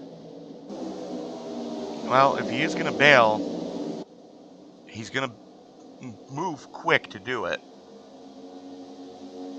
Stafford's pushing on him now. Last time by, Stafford was actually the fastest car on track with a 47.2. Compare that to Jeff Carson's 47.3. And they just picked up the draft of those 2 lap cars in front of them in the form of Lauren Jones and the 47 of Tom McGee. Yeah, so that's going to help them out here. They can, if you're Joseph Stafford, you almost want those 2 to be in front of you, but they're going to go up to the wall. Stafford has to be saying somebody's going to need to get in front of me here before too long. Well, this Rigel's, I don't know how Rigel's still out here. I have no idea. They put an extra inch of tubing on that car. Well, Smoky Eunuch built the fuel system where, you know, it's a 7-inch diameter pipe leading to the regulator. Well, I think that's what he has in that car. We're going to have to ask him after the race. Yeah, that's an old NASCAR deal where Smoky Eunuch allegedly put 13 feet of fuel hose in a car. NASCAR took the fuel tank out of the car. He fired it up and drove it back to his garage in downtown Daytona. Oh, boy. He's still staying out here. I have no clue what kind of gas he's got in that thing, but I want that car. I just want the fuel injectors. What are you talking about? Oh, boy. Still doing 190 miles an hour, and, you know, the thing's just sipping fuel. This is stuff you see at places like Le Mans, where, you know, they don't try to go for the win of the race. They go for try to get the best fuel mileage. So they spend 13 to 30 minutes, 13 to 30 minutes less on pit road throughout the stint of 24 hours. Regal's coming in. Stafford's coming in. Oh my! Watch the birdie. Yes. He just got it down to 65. Well, either way, that's going to turn the lead over to Jeff Carson. And he's got the teammates of Root, Travis, and Jeremy behind him. This could turn ugly for Carson. Yeah, it probably could.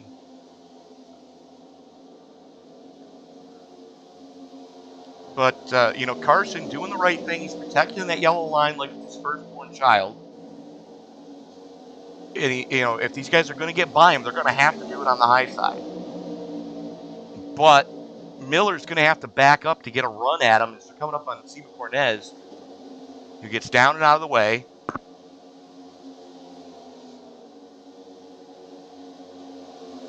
And, you know, caution can always change things up, too. Bite your tongue. Well, I mean, I'm just saying. So, ladies and gentlemen, you can get your hate mail coming now. There's Corey Bodnut, care of Sim Racing Media, Chicago, Illinois, P.O. Box OU812. Yeah, well, you know, I've seen crazier things. I've done crazier things. I have too. Ideally, this is going to be your top 5 shooting it out for the finish. Carson, Miller, Craneboard, Jet, Story, and Gibbs. Story all running stem to stern with a couple of lap cars thrown in the mix. One of whom being RJ Root, who got popped for speeding on the money stop. 5 to go. They're catching up to another group of lap cars. This might be what a couple of them need, mainly Rich, Jet, and Austin Story, in order to split up your front runners. And we're going to have to hope for one of these front runners to make a mistake, or one of these back markers to make a mistake. Front runners make clean work of them so far.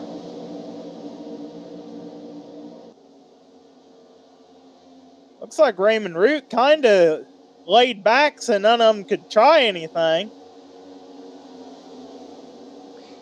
Well, that's the good news for Miller and Craneboard right now. They've got one of the best wingman on the planet in RJ Root running shotgun with these guys. Or he's running tail gunner, if you will. But Jet and Story are not out of it yet. Nah. I mean, Raymond Root, he's going to try to help out his teammates there in front of him to the best of his ability. Jet, if he wants to make a move, he's got to be thinking about it right around now. I mean, we're closing in here on 3 to go at the line. If Jet wants a chance at it, he's got to start thinking. going to have to start making something happen as we are 3 to go. That's it. 3 laps left. Next flag does, well, we're hoping to see the white flag next. Right now, Carson, Miller, and Craneboard all running stem to stern. The 77 of Jet is backing off, and I don't think that's the wisest idea right now. Well, he's trying to break up their little draft group and get his big one to go with. So we're closing in here on 2 to go. Popsicle sticks in the air this time by.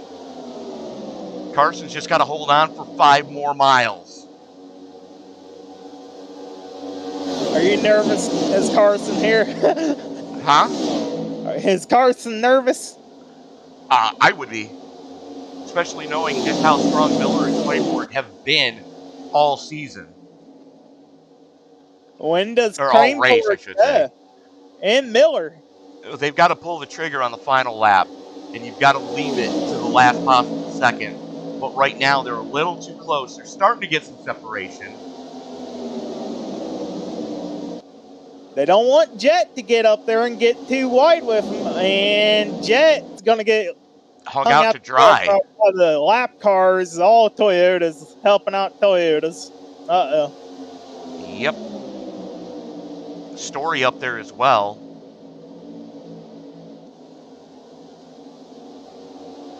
Some of these guys are thinking big picture, too. You know, a top 5 to start the season off. Hey, it's not too shabby work. You're not digging yourself a hole in Daytona that you have to climb the way out of the rest of the way. Final lap. We are on the final lap. We are racing back to checkers. We're on board with Jeremy Miller. When does he make the move? Now. Because now. Oh, before they're in the wall. Miller into the wall. That's going to allow Craneboard to pick up the win. Oh, wow. Craneboard wins. Story second. Jet third. Carson still being used as a pinata. Holy cow. Heartbreak moment for Carson and Miller. Could have had 1-2, but made contact out of 4. Let's watch this one back. This is the final lap here. We're going to go to the eye in the sky.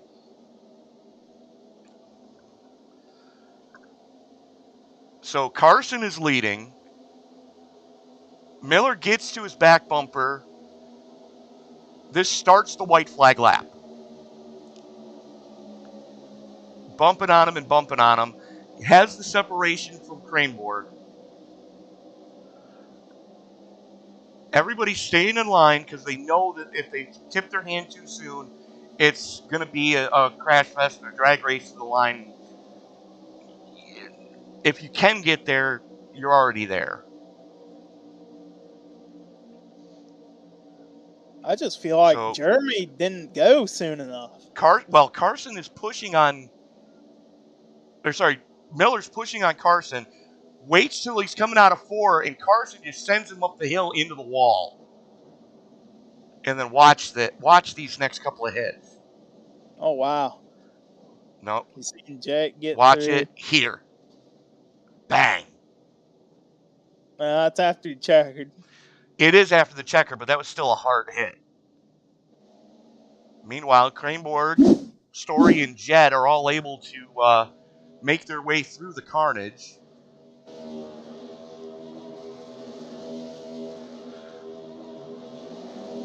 Let's see if I can find somebody here. And there he is. And Corey, I believe you've got our race winner with you now. Yes, I do. Hey, Travis. Well, you're up here in the SRM booth. You pick up the season opener at Daytona. Talk us through that last couple of laps on your strategy. Just teamwork. I mean, the whole race, teamwork. And there at the end, RJ was a lap down, but still helping us out. Sitting there behind Jeremy, Jeff. And last lap, it was time to go. Not many more teammates on the last lap. And so we went for it.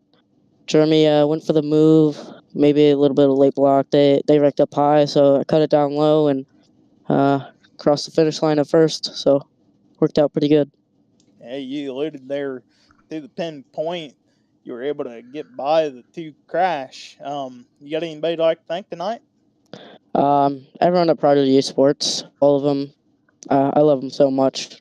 They do a lot for me, a lot for everyone on the team, week in, week out. P1 Coffee on the hood, got Clips on board too, BD Technology, BRTV, all of them. All right, well, there you have it, folks. Your winner, Travis Cranborg.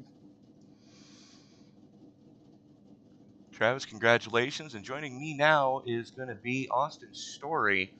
And Austin, all things considered, can't be too disappointed with a runner-up finish after what a tumultuous race this was. No, to be honest, I am pretty disappointed. I'm disappointed in this league. That's what I'm disappointed in. Over the off season, I thought this league was going to grow and we were going to do better, but that did not happen. Everyone in this league, we need to be better, and we need to come together and realize what flaws we have, and that we can't pay all this money to run every single race this year and not have a race control. Not throw cautions when cautions need to be thrown. Complete manipulation in the races. It's got to stop. And we just got to open our eyes and change it, because this is ridiculous. Austin, I can hear the hurt in your voice for this one, but I mean, moving on, it's still not as abysmal as it could have been to start off the 2023 season here. Yeah, that's true, but I've never felt so not excited for a second place finish ever.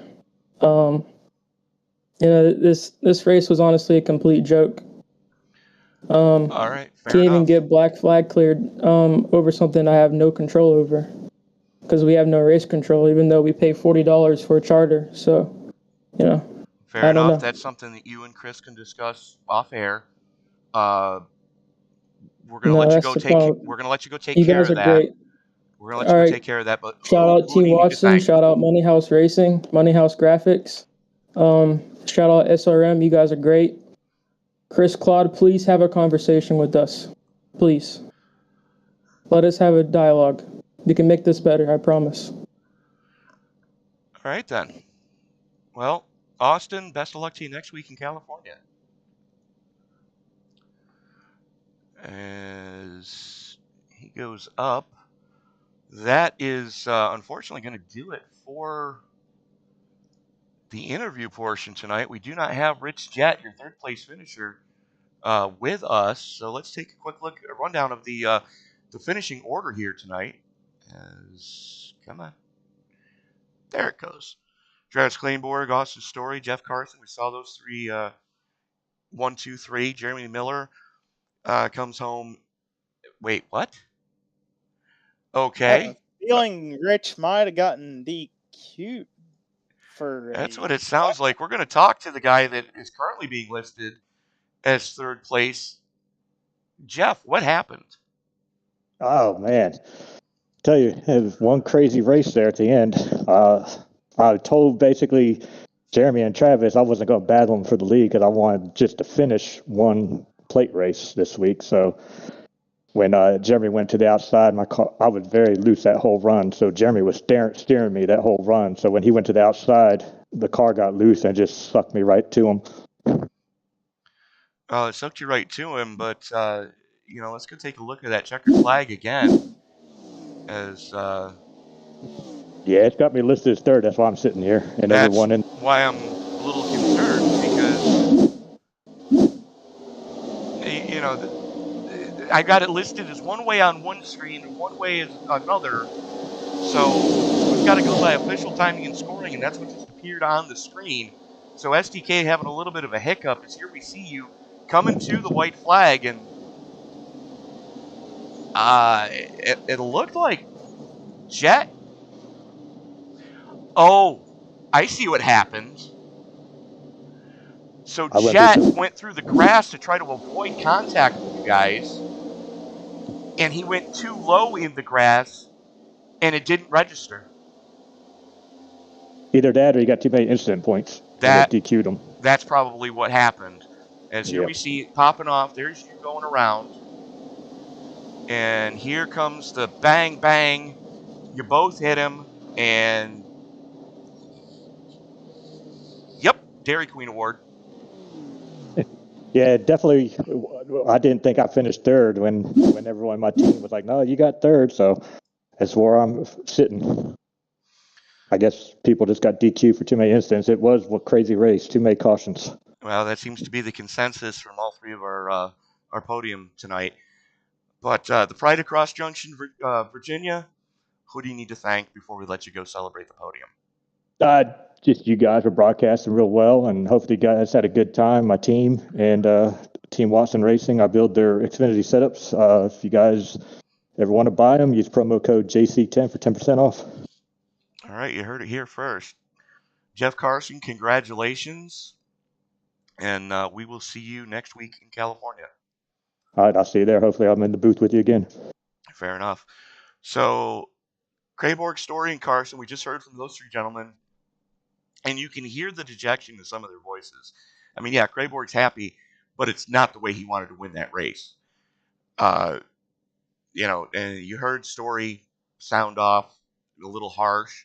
Carson saying that, it wasn't the best showing that the league could have put forward. And I get that. But all things considered, it wasn't that bad of a race. I've seen a ton worse. And Corey, I know you and I have broadcast a ton worse. Yeah, I mean, I don't understand what Austin was upset about, but I kind of see where he's coming from. There was a couple wrecks out there that probably should have been cautions, but it's iRacing, and well, that's something that Chris Claude's going to have to sit down with the league. They're going to have a discussion, and I'm sure they're going to get it sorted out, before next week's race at California. But going through the finishing order here tonight, Jeremy Miller coming home in third, J.C. Gibson in fifth, Chris Claude in sixth, Kavaja Holt seventh, Rick Jett in eighth, Josh Ward in ninth, Joe Stafford rounding out your top 10.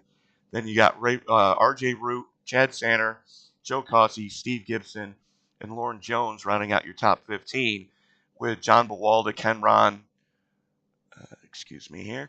John Bawalda, Ken Ron, Steve Cornez, Tanner Marty, and Nick Stein rounding out the top half of the field.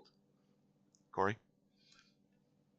Yeah, and then you had Alex Murray, Tom McGee, Matthew Gaskin, David Reigel, Matt Mackin, Charles Eaton, Aaron Mack, Sean Wilco, Clayton Davis, Brian Tarnowski in 30th, Brian Spivey, Ryan Samuelson, Nicholas Breidenbach, Zach Reinker, John Crow in 35th, and then Dave Fuge, Alex Princeton, Jason Rogers, and early exit for Marty Roberts, rounding out your 39-car field there. Well, that is going to about do it for us tonight. What I wouldn't give to be a fly on the wall in the post-race powwow session that they're having up top. Be sure to join us tomorrow as the racing continues. Actually, no, that's happening now. The SNN Xfinity Series will kick off their season tomorrow night at Daytona. It's a 7:20 Eastern Time start on that one. The SCL International Cup Series Round 5 from Charlotte, and the All-Pro Sim Winter Heat Series J-Race Spicy Jerky Championship from North Wilkesboro. That's all tomorrow night, starting at 7:20 Eastern. He's Corey Bodnut. I'm Tony Trapasso. This has been Sim Racing Media. Thank you so much for making this a part of your Sunday evening. We're looking forward to seeing you folks all season long for every race here for the Davis Brothers Roofing Sunday Night NASCAR Series. In the meantime, and until we meet again, folks, as you walk down the road of life this week, do everybody a favor. Don't play in traffic. Good night, everybody.